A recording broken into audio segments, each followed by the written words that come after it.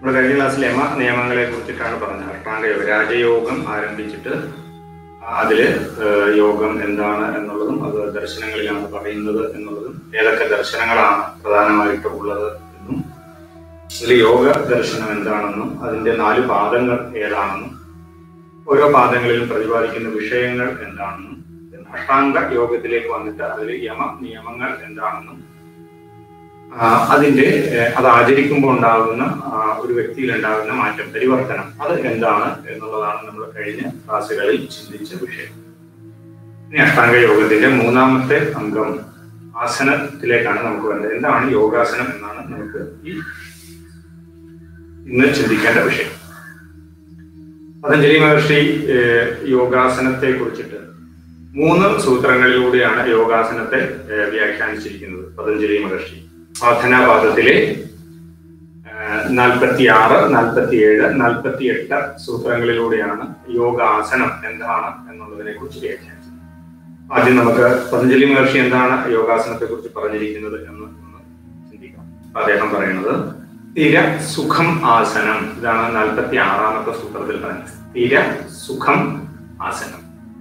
സാമാന്യമായ ആ പദത്തിന്റെ അർത്ഥം സ്ഥിരമായ സുഖം ആണ് ആസനം. സ്ഥിരമായ സുഖം ആണ് ആസനം എന്നാണ് പറഞ്ഞിരിക്കുന്നത്. ആസനം എന്തായിരിക്കണം എന്ന് വെച്ച് കഴിഞ്ഞാൽ അത് സ്ഥിരമായതും ആയിരിക്കണം, സുഖകരമായതും ആയിരിക്കണം. എന്ന് വെച്ച് കഴിഞ്ഞാൽ ഒരു സ്ഥിതിയിൽ പോയി വളഞ്ഞു കുത്തി നിൽക്കുന്നതല്ല എന്നർത്ഥം. വളഞ്ഞു കുത്തി നിൽക്കലൊക്കെ ഓക്കെയാണ്. നമുക്കിപ്പോ ഒരു സ്ഥിതിയിലേക്ക് വരാൻ കണ്ടമാനം നമ്മൾ ഈ പരാക്രമം കാണിച്ചുകൊണ്ടിരിക്കുകയാണ്. അപ്പൊ ആ പരാക്രമം കാണിക്കലല്ല ആസനം. പകരം പതഞ്ജലി മഹർഷി പറയുന്നു എന്താണ്? സുഖകരമായി സ്ഥിരമായി തുടരുന്ന, അല്ലെ സ്ഥിരമായിട്ടും സുഖമായിട്ടും ആയിരിക്കണം ആ സ്ഥിതിയിൽ നമ്മൾ തുടരേണ്ടത്. അങ്ങനെ സുഖകരമായി തുടരുന്ന സ്ഥിതിക്ക് പറയുന്ന പേരാണ്, സുഖകരമായി തുടരുന്ന സ്ഥിതിക്ക് പറയുന്ന പേരാണ് എന്ത്? ആസനം. അതുകൊണ്ട് സ്ഥിരമായ സുഖമാണ് ആസനം എന്ന് നമുക്ക് സാമാന്യമായിട്ട് പറയാം. തൊട്ടടുത്ത സൂത്രത്തിൽ വീണ്ടും പറയുന്നു എങ്ങനെയാണ് നമുക്ക് ഈ സ്ഥിരമായ സുഖം എങ്ങനെയാണ് ഉണ്ടാവുക. ഇന്ന് സ്ഥിരമായ സുഖം വരണമെങ്കിൽ എന്ത് വേണം? തൊട്ടടുത്ത സൂത്രത്തിൽ പറയുകയാണ് പ്രയത്നശൈഥില്യ അനന്ത സമാപത്തിഭ്യാം. പ്രയത്നശൈഥില്യ അനന്ത സമാപത്തിഭ്യാം എന്നാണ് തൊട്ടടുത്ത സൂത്രം പറയുന്നത്. പ്രയത്നം ഉപേക്ഷിക്കണം. എന്തിന്റെ പ്രയത്നം? നമ്മുടെ ആസന സ്ഥിതിയിൽ തുടരുന്നതിനുള്ള പ്രയത്നത്തെ ഉപേക്ഷിക്കണം. അപ്പൊ നമ്മൾ ഒരു ആസന സ്ഥിതിയിലേക്ക് വരാൻ ഒരു പ്രയത്നം എടുക്കുന്നുണ്ട്. ആ സ്ഥിതിയിൽ മെയിൻറ്റെയിൻ ചെയ്യാൻ വേണ്ടിയിട്ട് ഒരു പ്രയത്നം എടുക്കുന്നുണ്ട്. ആ പ്രയത്നത്തെ ഉപേക്ഷിക്കണം. ആ പ്രയത്നം ഉപേക്ഷിക്കുന്ന സമയത്ത് സ്വാഭാവികമായിട്ട് എന്തുണ്ടാവും? ആ ആസനത്തിൽ നമുക്ക് ദീർഘനേരം തുടരുവാൻ വേണ്ടിയിട്ട് സാധിക്കും എന്നുള്ളതാണ് ഇവിടെ പറയുന്നത്. അപ്പൊ ആ സ്ഥിതിയിൽ തുടരുന്നതിനുള്ള പ്രയത്നത്തെ ഉപേക്ഷിക്കുക. പ്രയത്ന ശൈഥില്യം.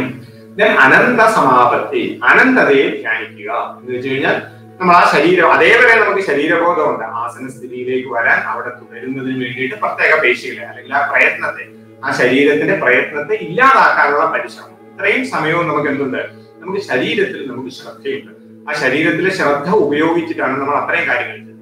ഇനി ആ പ്രയത്നം ഉപേക്ഷിച്ച് കഴിഞ്ഞാൽ പിന്നെ നമ്മുടെ മനസ്സിനെ ഈ ശരീരത്തിൽ നിന്ന് അകറ്റി നിർത്തണം എന്നാണ് പറയുന്നത്. അതുകൊണ്ടാണ് അനന്ത സമാപത്തി എന്ന് വെച്ച് കഴിഞ്ഞാൽ അനന്തതയെ ധ്യാനിക്കുക, അനന്തതയെ കാണുക. ഈ ശരീരത്തിൽ നിന്ന് നമ്മുടെ മനസ്സിനെ ഈ അനന്തതയിലേക്ക് വ്യാപിപ്പിക്കുക എന്ന് വെച്ച് കഴിഞ്ഞാൽ ഈ ആസനത്തിന്റെ സ്ഥിതിയിൽ ഇരുന്നുകൊണ്ട് ഈ വിശാലമായ ലോകത്തെ നിങ്ങൾ കാണുക, ഈ പ്രകൃതിയെ നിങ്ങൾ കാണുക, അല്ലെങ്കിൽ വിശാലമായ ആകാശത്തെ നിങ്ങൾ കാണുക. അങ്ങനെ ഈ നമ്മളെ മറക്കുക എന്നർത്ഥം. നമ്മളെ മറന്നതിന് ശേഷം ഈ പ്രകൃതിയെയോ ഈ അനന്തമായ ആകാശത്തെയോ എന്ത് ചെയ്യുക? നമ്മൾ സങ്കല്പിക്കുക. എന്നിട്ട് അവിടെ തുടരുക. അപ്പൊ പ്രത്യേക പേശികളെ അയച്ച് ആ പ്രയത്നം ശരീരത്തിന്റെ ആസനസ്ഥിതിയിൽ തുടരാനുള്ള പ്രയത്നം ഉപേക്ഷിച്ചതിന് ശേഷം അനന്തതയെ ധ്യാനിച്ചുകൊണ്ട് ഒരു പ്രത്യേക സ്ഥിതിയിൽ സുഖകരമായി ദീർഘനേരം തുടരുന്നതിന് ആണ് ആസനം എന്ന് പറയുന്നത്. എന്നാണ് ഈ 2 സൂത്രങ്ങളിലൂടെ പതഞ്ജലി മഹർഷി നമ്മുടെ മുമ്പിൽ വെച്ചിരിക്കുന്നത് ഈ കാര്യമാണ്. അപ്പൊ എന്ന് പറയുന്നു എന്താണ്? സ്ഥിരമായിരിക്കണം എന്നുള്ളതാണ്. സ്ഥിര സുഖം എന്ന് പറയുമ്പോൾ സ്ഥിരം ആയിരിക്കണം. അപ്പൊ ഒരു ആസനത്തിന്റെ സ്ഥിതിയിലേക്ക് വന്നു കഴിഞ്ഞാൽ അവിടെ നമുക്ക് ഇളക്കമില്ലാതെ ഏറെ നേരം തുടരണം. ഏറെ നേരം എന്ന് പറയുന്നത് സാധാരണഗതിയിൽ ആസനസ്ഥിതി 3 മണിക്കൂർ ആസനത്തിൽ തുടരാൻ പറ്റണം. അപ്പൊ നമ്മള് 20 സെക്കൻഡിലും 30 സെക്കൻഡ് പോലും നമുക്ക് തുടരാൻ കഴിയുന്നില്ല. 20 സെക്കൻഡ് 30 സെക്കൻഡ് ആകുമ്പോൾ നമുക്ക് ഷിവറിങ് ഉണ്ടാവണം, ബോഡിക്ക് ചലനം വരികയാണ്. അപ്പൊ അത് പാടില്ല എന്നാണ് ഇവിടെ പറയുന്നത്. 2-3 മണിക്കൂർ അനായാസമായിട്ട് ഒരു സ്ഥിതിയിൽ തുടരാൻ കഴിയുക എന്നുള്ളതാണ് ആസന സിദ്ധി എന്ന് പറയുന്നത്. അപ്പൊ അതുകൊണ്ട് സ്ഥിരത വേണം. നിശ്ചിത സമയം മണിക്കൂറുകളോളം നമുക്ക് എന്താ സ്ഥിരമായിട്ടിരിക്കാൻ കഴിയണം. ഇനി ആ സ്ഥിരമായിട്ടിരിക്കുമ്പോഴോ അത് സുഖകരമായിട്ടുമായിരിക്കണം എന്നുള്ളതാണ് പറഞ്ഞത്. ആ സ്ഥിരമായിട്ട് ഇരിക്കുന്നത് സുഖകരമായിട്ടായിരിക്കണം. ദീർഘനേരം ബലം പിടിച്ചിരിക്കേണ്ട അർത്ഥം എന്ന് വെച്ച് കഴിഞ്ഞാൽ മനസ്സിനെ ക്ലേശിപ്പിച്ചിട്ടല്ല നിങ്ങൾ ദീർഘനേരം തുടരേണ്ടത് എന്നാണ് പറഞ്ഞത്. അതുകൊണ്ടാണ് ഇവിടെ സുഖം പറഞ്ഞിരിക്കുന്നത്. സ്ഥിരവും പറഞ്ഞു, സുഖവും പറഞ്ഞു. അപ്പൊ സ്ഥിരത സുഖം നഷ്ടപ്പെടുത്തിയിട്ടാവരുത്. അപ്പൊ എന്താ, സുഖമായിട്ട് ആ സ്ഥിതിയിൽ നമുക്ക് ദീർഘനേരം തുടരാൻ വേണ്ടി കഴിയണം. സ്ഥിരമായിട്ട് ദീർഘനേരം തുടരണമെങ്കിൽ അല്ലെങ്കിൽ സുഖമായിട്ട് നമുക്ക് തുടരണമെങ്കിൽ എന്ത് വേണം? ആ സുഖം കിട്ടണമെങ്കിൽ പ്രയത്നം ഉപേക്ഷിക്കണം. ശരീരത്തിന്റെ പ്രയത്നം ഉപേക്ഷിക്കണം. കാരണം എന്താ, നമ്മൾ ആസനത്തിന്റെ പ്രത്യേക സ്ഥിതിയിലേക്ക് വന്നാൽ നമ്മളൊരു പ്രത്യേക രീതിയിൽ ബോഡിയെ ചരിച്ചോ അല്ലെങ്കിൽ തിരിച്ചോ വളച്ചോ അമർത്തിയോ ഒക്കെ കൊണ്ടുവരുന്ന സമയത്ത് എന്ത് സംഭവിക്കുന്നത്? ഒരു പ്രയത്നം നമ്മൾ അവിടെ കൊണ്ടുവന്നിട്ടുണ്ട്. ആ പ്രയത്നമാണ് നമ്മുടെ എന്ത് സുഖത്തിന് തടസ്സമായിട്ട് വരുന്നത്. ആ പ്രയത്നം ഉള്ളിടത്തോളം കാലം നമുക്ക് സുഖം എന്ന് പറയുന്ന സാധനം ആസനത്തിൽ ഉണ്ടാവില്ല. ചിലപ്പോൾ സ്ഥിരത ഉണ്ടാവും, പക്ഷെ സുഖം ഉണ്ടാവില്ല. അപ്പൊ ആ പ്രയത്നം എന്ത് ചെയ്യണം? ഉപേക്ഷിക്കാം. പ്രയത്ന ശൈഥില്യം കൊണ്ടുവരിക. ആ പ്രയത്നത്തെ, ആ ആസന സ്ഥിതിയിലേക്ക് വരാൻ ഉപയോഗിച്ച പ്രയത്നത്തെ ക്രമേണ ഇല്ലാതെ ആസന സ്ഥിതിയിൽ തുടർന്നുകൊണ്ട് ആസന സ്ഥിതിയിൽ തുടരാനുള്ള പ്രയത്നത്തെ ഉപേക്ഷിക്കുക. അങ്ങനെ ഉപേക്ഷിക്കുമ്പോൾ എന്തുണ്ടാവും? നമുക്ക് സുഖകരമായിട്ട് തീരും. ആ ആസനം എന്തായിട്ട് തീരും? സുഖകരമായിട്ട്. ആസനം സുഖകരമായി കഴിഞ്ഞാൽ പിന്നീട് മനസ്സിനെ എന്ത് ചെയ്യാം? മനസ്സിനെ നമ്മളിൽ നിന്ന് മാറ്റാം. കാരണം നമുക്ക് സുഖകരമായി കഴിഞ്ഞാൽ ആസനം സുഖമായി കഴിഞ്ഞു. അപ്പൊ ആ സുഖം കിട്ടിക്കഴിഞ്ഞാൽ നമുക്ക് എന്താണ്? പിന്നെ നമ്മുടെ മനസ്സിനെ എങ്ങോട്ട് വേണേലും കൊണ്ടുപോകാം. ആ സുഖം നഷ്ടപ്പെട്ടാൽ നമുക്ക് ഈ ശരീരത്തിൽ നിന്ന് മനസ്സ് മാറ്റാൻ പറ്റില്ല. അപ്പോൾ ആ സുഖം കിട്ടിയാൽ ഈ ശരീരത്തിൽ നിന്ന് നമുക്ക് മനസ്സിനെ മാറ്റാം. അപ്പൊ ആ സുഖം കിട്ടുന്നതോട് കൂടിയിട്ട് നമ്മൾ എന്താണ്? അനന്തതയിലേക്ക്, നമ്മൾ ഈ പ്രപഞ്ചവുമായിട്ട് നമ്മളെ അങ്ങോട്ട് യോജിപ്പിക്കുക. അല്ലെ പ്രപഞ്ചത്തെ, ഈ പ്രകൃതിയെ, അതിന്റെ മനോഹാരിതയെ കാണാൻ ശ്രമിക്കുക. അല്ലെ വിശാലമായ ആകാശത്തെ കാണാൻ ശ്രമിക്കുക. അപ്പൊ ആ സങ്കുചിതമായതിൽ നിന്ന് വിശാലമായതിലേക്ക്, ഇവിടെ സങ്കുചിതം ദശി ശരീരബോധം, അതിൽ നിന്ന് വിശാലമായ മനസ്സ്. അപ്പോ എന്നിൽ നിന്ന് ഈ മനസ്സിനെ വിശാലമായ ലോകത്തേക്ക് വ്യാപരിപ്പിക്കുക. അപ്പൊ മനസ്സ് നമ്മളിൽ നിന്ന് സ്വാഭാവികമായിട്ട് ഇല്ലാണ്ടാകുന്ന ഒരവസ്ഥ ഉണ്ടാവും. അതിലേക്ക് പോകണം. ആ അവസ്ഥയിൽ ആരാണോ എത്തുന്നത് അയാളാണ് ആസന സിദ്ധി നേടിയ ആൾ എന്ന് നമുക്ക് പറയുവാൻ വേണ്ടിയിട്ട് കഴിയുന്നത്. ഇതാണ് ആസന സിദ്ധി. ഇത് നമ്മുടെ മനസ്സിൽ ഉണ്ടാവണം. എന്താണ് ആസനം? ആസന സിദ്ധി എന്താണ് എന്നുള്ളതിനെ കുറിച്ച് നമുക്ക് അറിയുവാൻ വേണ്ടിയിട്ട് കഴിയണം. അപ്പോ ആസന സ്ഥിരത ലഭിച്ചു കഴിഞ്ഞാൽ പിന്നീട് നമുക്ക് ശരീരബോധം ഉണ്ടാവില്ല. അപ്പൊ നമുക്ക് ആസന സിദ്ധി കിട്ടിയോ എന്ന് നമ്മൾ ചിന്തിക്കുമ്പോൾ ഒരു കാര്യം ഓർത്താൽ മതി. ആ സ്ഥിതിയിൽ തുടരുമ്പോൾ നമുക്ക് ശരീരബോധമുണ്ടോ? ശരീരബോധം ഉണ്ടെങ്കിൽ ആസന സിദ്ധി നമുക്ക് വന്നിട്ടില്ല. എപ്പോഴാണോ നമുക്ക് ആ ശരീരബോധത്തെ ആ സ്ഥിതിയിൽ ഇരുന്നുകൊണ്ട് തന്നെ ശരീരബോധത്തെ ഇല്ലാതാക്കാൻ കഴിയുന്നതാണ് ആസന സിദ്ധി. പ്രത്യേകിച്ച് ഒരു കാര്യം നമ്മളിവിടെ ആലോചിക്കണം. പതഞ്ജലി മഹർഷി പറയുന്നത്, നമ്മളിവിടെ ചെയ്യുന്ന ഹഠയോഗത്തിന്റെ വിധിയെ കുറിച്ചിട്ടല്ല പതഞ്ജലി മഹർഷി പറയുന്നത്. പതഞ്ജലി മഹർഷി പ്രത്യേകിച്ച് രാജയോഗത്തിന്റെ മാർഗമാണ്. രാജയോഗത്തിന്റെ മാർഗം എന്ന് പറയുമ്പോൾ ധ്യാനത്തിന് സഹായകരമായ ആസനം എന്നുള്ളതാണ് ഇവിടുത്തെ പ്രതിപാദ്യ വിഷയം. ഇപ്പോൾ ഇവിടെ നമ്മൾ എടുത്തിട്ട് ശീർഷാസനമോ അല്ലെങ്കിൽ വൃശ്ചികാസനമോ അതല്ലെങ്കിൽ ഏതെങ്കിലും പാർശ്വകോണാസനമോ ത്രികോണാസനമോ ഇങ്ങനെയുള്ള ആസനങ്ങളല്ല ഇവിടുത്തെ പ്രധാന പ്രതിപാദ്യ വിഷയം. കാരണം പതഞ്ജലി മഹർഷി ധ്യാനത്തിലേക്ക് പോകുന്നതിനെ കുറിച്ചിട്ടാണ് സൂചിപ്പിക്കുന്നത്. ധ്യാനം, സമാധി, ധാരണ, ധ്യാന, സമാധി, അന്തരംഗ യോഗത്തിലേക്ക് പോകുന്നതിന് വേണ്ടിയിട്ടാണ് ആസനത്തെ ഉപയോഗപ്പെടുത്താൻ വേണ്ടിയിട്ട് പറയുന്നത്. അപ്പൊ അന്തരംഗ യോഗത്തിലേക്ക് പോകാൻ ആസനത്തെ ഉപയോഗപ്പെടുത്തുന്ന സമയത്ത് ആ ആസനം എന്താണ്? അന്തരംഗ യോഗത്തിന് ഉപയോഗിക്കുന്ന അല്ലെങ്കിൽ പ്രയോജനപ്പെടുന്ന ആസനം എന്ന് പറയുന്നത് ധ്യാന ആസനങ്ങളാണ് പ്രത്യേകിച്ച്. അപ്പൊ ആ ധ്യാന ആസനങ്ങളിൽ ദീർഘനേരം തുടരണം എന്നുള്ളതാണ്. അല്ലെങ്കിൽ മണിക്കൂറുകളോളം ആ ധ്യാനത്തിൽ തുടരാൻ കഴിയുന്ന ഒരു സ്ഥിതി ഒരാസനത്തിൽ നമ്മൾ സിദ്ധി നേടണം. ആസനം എന്ന് പറയുമ്പോൾ നമുക്ക് ശരിക്കും വജ്രാസനമാവാം, പത്മാസനമാവാം, സിദ്ധാസനമാവാം, സ്വസ്തികാസനമാവാം, സുഖാസനമാവാം. അങ്ങനെ അനായാസമായിട്ട് ഒരാൾക്ക് ദീർഘനേരം നട്ടലിനെ നിവർത്തി ശരീരത്തെ മറക്കുവാൻ കഴിയുന്ന അവസ്ഥ ഏത് ആസനത്തിലാണോ ഉണ്ടാവുക ആ ആസനത്തെ നമ്മൾ പരിശീലിച്ച് നമുക്ക് സിദ്ധമാക്കി തീർക്കണം എന്നുള്ളതാണ് ഈ സൂത്രത്തിലൂടെ പ്രധാനമായിട്ട് ഉദ്ദേശിക്കുന്നത്. ഹഠയോഗത്തിലേക്ക് വരുമ്പോൾ ആസനത്തിന്റെ കാഴ്ചപ്പാടുകളും കാര്യങ്ങളും മാറും. രാജയോഗത്തിൽ വരുമ്പോൾ ഇവിടെ ഇതാണ് അതിന്റെ ഉദ്ദേശം. നമ്മൾ പാതഞ്ജല യോഗം പറയുന്നത് കൊണ്ട് ഇവിടുത്തെ ഈ ആസന സിദ്ധി, ഈ പതഞ്ജലി മഹർഷി പറഞ്ഞിരിക്കുന്ന അനായാസമായിട്ട് സുഖകരമായിട്ട് സ്ഥിരമായിട്ട് ശാന്തമായിട്ട് സന്തോഷത്തോടു കൂടി ഒരു സ്ഥിതിയിൽ തുടരാനും മനസ്സിനെ ശരീരത്തിൽ നിന്ന് ഈ വിശാലമായ ലോകത്തേക്ക് കൊണ്ടുപോകുവാനും കഴിയണം. അതിനുള്ള ആസനം അത് നമുക്ക് സിദ്ധമാവണം എന്നുള്ളതാണ് ഇവിടെ പറയുന്നത്. എന്നാലേ നമുക്ക് അന്തരംഗ യോഗം സാധ്യമാകൂ എന്നർത്ഥം. ആസനത്തെ കുറിച്ചിട്ട് ഇതാണ് പതഞ്ജലി മഹർഷി പറയുന്നു. വിശേഷം പതഞ്ജലി മഹർഷി പറയുന്നു, എന്താണ് ഈ ആസനം, നമുക്ക് ആസന സിദ്ധി കിട്ടിയാൽ നമുക്ക് എന്ത് ഗുണം ഉണ്ടാവും? അതേക്കുറിച്ച് തൊട്ടടുത്ത, അതായത് 48ാമത്തെ സൂത്രം, 46, 47 സൂത്രങ്ങളിൽ ആസനത്തെ കുറിച്ച് പ്രതിപാദിച്ചിട്ട് 48ാമത്തെ സൂത്രത്തിൽ അദ്ദേഹം പറയുന്നു, തതോ ദ്വന്ദ്വാൻ അഭിഘാതഃ എന്നാണ് പറയുന്നത്. തതോ ദ്വന്ദ്വാൻ അഭിഘാതഃ എന്ന് വെച്ച് കഴിഞ്ഞാൽ അത് എന്ത്, ഈ ആസന സിദ്ധി ആരാണോ കൈവരിക്കുന്നത് അയാൾക്ക് എന്താണ്, സുഖദുഃഖത്തെ അറിയാത്ത അവസ്ഥയുണ്ട്. അതിൽ ദ്വന്ദ്ങ്ങളെ നമുക്ക് വിസ്മരിക്കുവാൻ കഴിയും എന്നാണ് പറയുന്നത്. ദ്വന്ദ്ങ്ങളെ വിസ്മരിക്കുവാൻ നമുക്ക് സാധിക്കും. എന്താ ഈ ദ്വന്ദ്ം? ദ്വന്ദ്ം എന്ന് പറഞ്ഞു കഴിഞ്ഞാൽ സുഖ ദുഃഖങ്ങൾ, ഒരു ആസനത്തിൽ കുറെ നേരം തുടരുന്ന സമയത്ത് ഒന്നുകിൽ സുഖം അല്ലെങ്കിൽ അത് ദുഃഖകരമായിട്ടാണ്. ആ സുഖ ദുഃഖങ്ങളെ നമുക്ക് ഒഴിവാക്കാൻ കഴിയും. അല്ലെങ്കിൽ ശീത ഉഷ്ണങ്ങൾ, ശരീരം ചൂട് പിടിക്കുന്നു അല്ലെങ്കിൽ ശരീരം തണുക്കുന്നു, ഇതിനെ നമുക്ക് വിസ്മരിക്കാൻ വേണ്ടിയിട്ട് സാധിക്കും. അതേപോലെ തന്നെ ശുഭ അശുഭങ്ങൾ, ശുഭമെന്ന് അശുഭം എന്നൊക്കെ പറയും. ഇതൊക്കെയാണ് ദ്വന്ദ്വം എന്ന് പറയുന്നത്. ആ ദ്വന്ദ്ങ്ങളിൽ നിന്ന് നമുക്ക് എന്ത് ചെയ്യാൻ പറ്റുന്നു? നമുക്ക് മുക്തി ലഭിക്കുന്നു എന്നുള്ളതാണ് ഈ ആസന സിദ്ധി നേടിയാലുള്ള ഗുണം ആയിട്ട് പതഞ്ജലി മഹർഷി പറയുന്നു. അപ്പൊ ആർക്കാണോ ഈ ദ്വന്ദ്ങ്ങളെ അതിജീവിക്കുവാൻ കഴിയുന്നത് അവർക്ക് ആസന സിദ്ധി കൈവന്നു എന്ന് മനസ്സിലാക്കുക.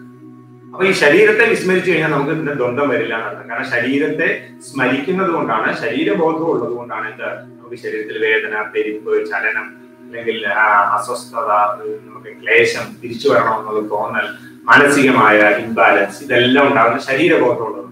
അതുകൊണ്ടാണ് ഇവിടെ നമ്മൾ വിശാലമായ പ്രകൃതിയെ അല്ലെങ്കിൽ പ്രപഞ്ചത്തെ, ആകാശത്തെയൊക്കെ ധ്യാനിക്കുക. ആ മനസ്സിനെ അതിലേക്ക് കൊണ്ടുപോകാൻ പറയുന്നത്. അപ്പൊ മനസ്സ് ശരീരത്തിൽ നിന്ന് ആ വിഷയത്തിലേക്ക് പോയി കഴിഞ്ഞാൽ പിന്നെ നമുക്ക് ശരീരം ഇല്ലല്ലോ. മനസ്സ് എവിടെയാണോ അവിടെയാണ് നമ്മുടെ ബോധം നിൽക്കുക. അവിടെ ബോധം നിൽക്കുകയും മറ്റെല്ലാത്തിനെയും വിസ്മരിക്കാനും കഴിയും. അല്ലെങ്കിൽ നമ്മുടെ ശരീരത്തെ പ്രപഞ്ചമായിട്ട് താതാത്മ്യം പ്രാപിക്കും. അപ്പൊ പിന്നെ നമ്മൾ എന്ന് പറയുന്ന ബോധം നമുക്ക് ഉണ്ടാവില്ല.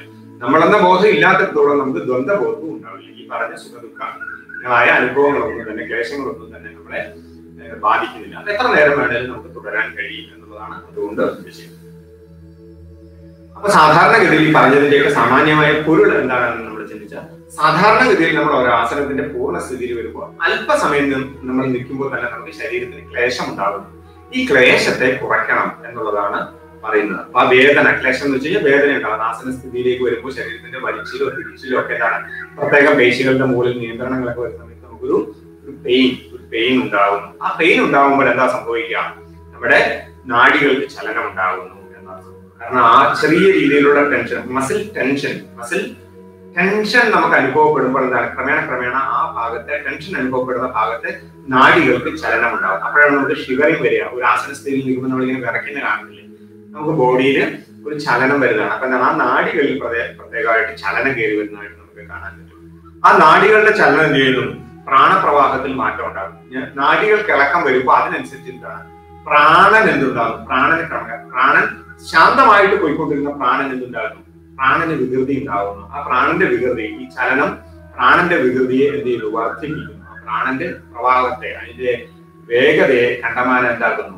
മാറ്റിമറിക്കുക. അതിന്റെ ഇടിയോ അല്ലെങ്കിൽ ശക്തിയായിട്ട് വരികയോ പോവുകയോ, ബലപ്രയോഗം ഉണ്ടാവുകയോ, ഇടിച്ചിടിച്ചു പോവുകയോ, അപ്പൊ സ്മൂത്ത് ആയിട്ട് പോകേണ്ടൊന്ന് ഇടിച്ചിടിച്ചു പോകും. നമ്മളിപ്പോ വണ്ടിയൊക്കെ ആദ്യമായിട്ട് ഓടിക്കുന്ന ആൾക്കാര് ഈ ക്ലച്ചും ബ്രേക്കും തമ്മിലുള്ള ബാലൻസ് വരാത്തപ്പോ വണ്ടി ചാടി പോവുക, ഇടിച്ചിടിച്ച് നിൽക്കാന്നൊക്കെ പറയുന്ന ഒരു സംഭവമില്ല.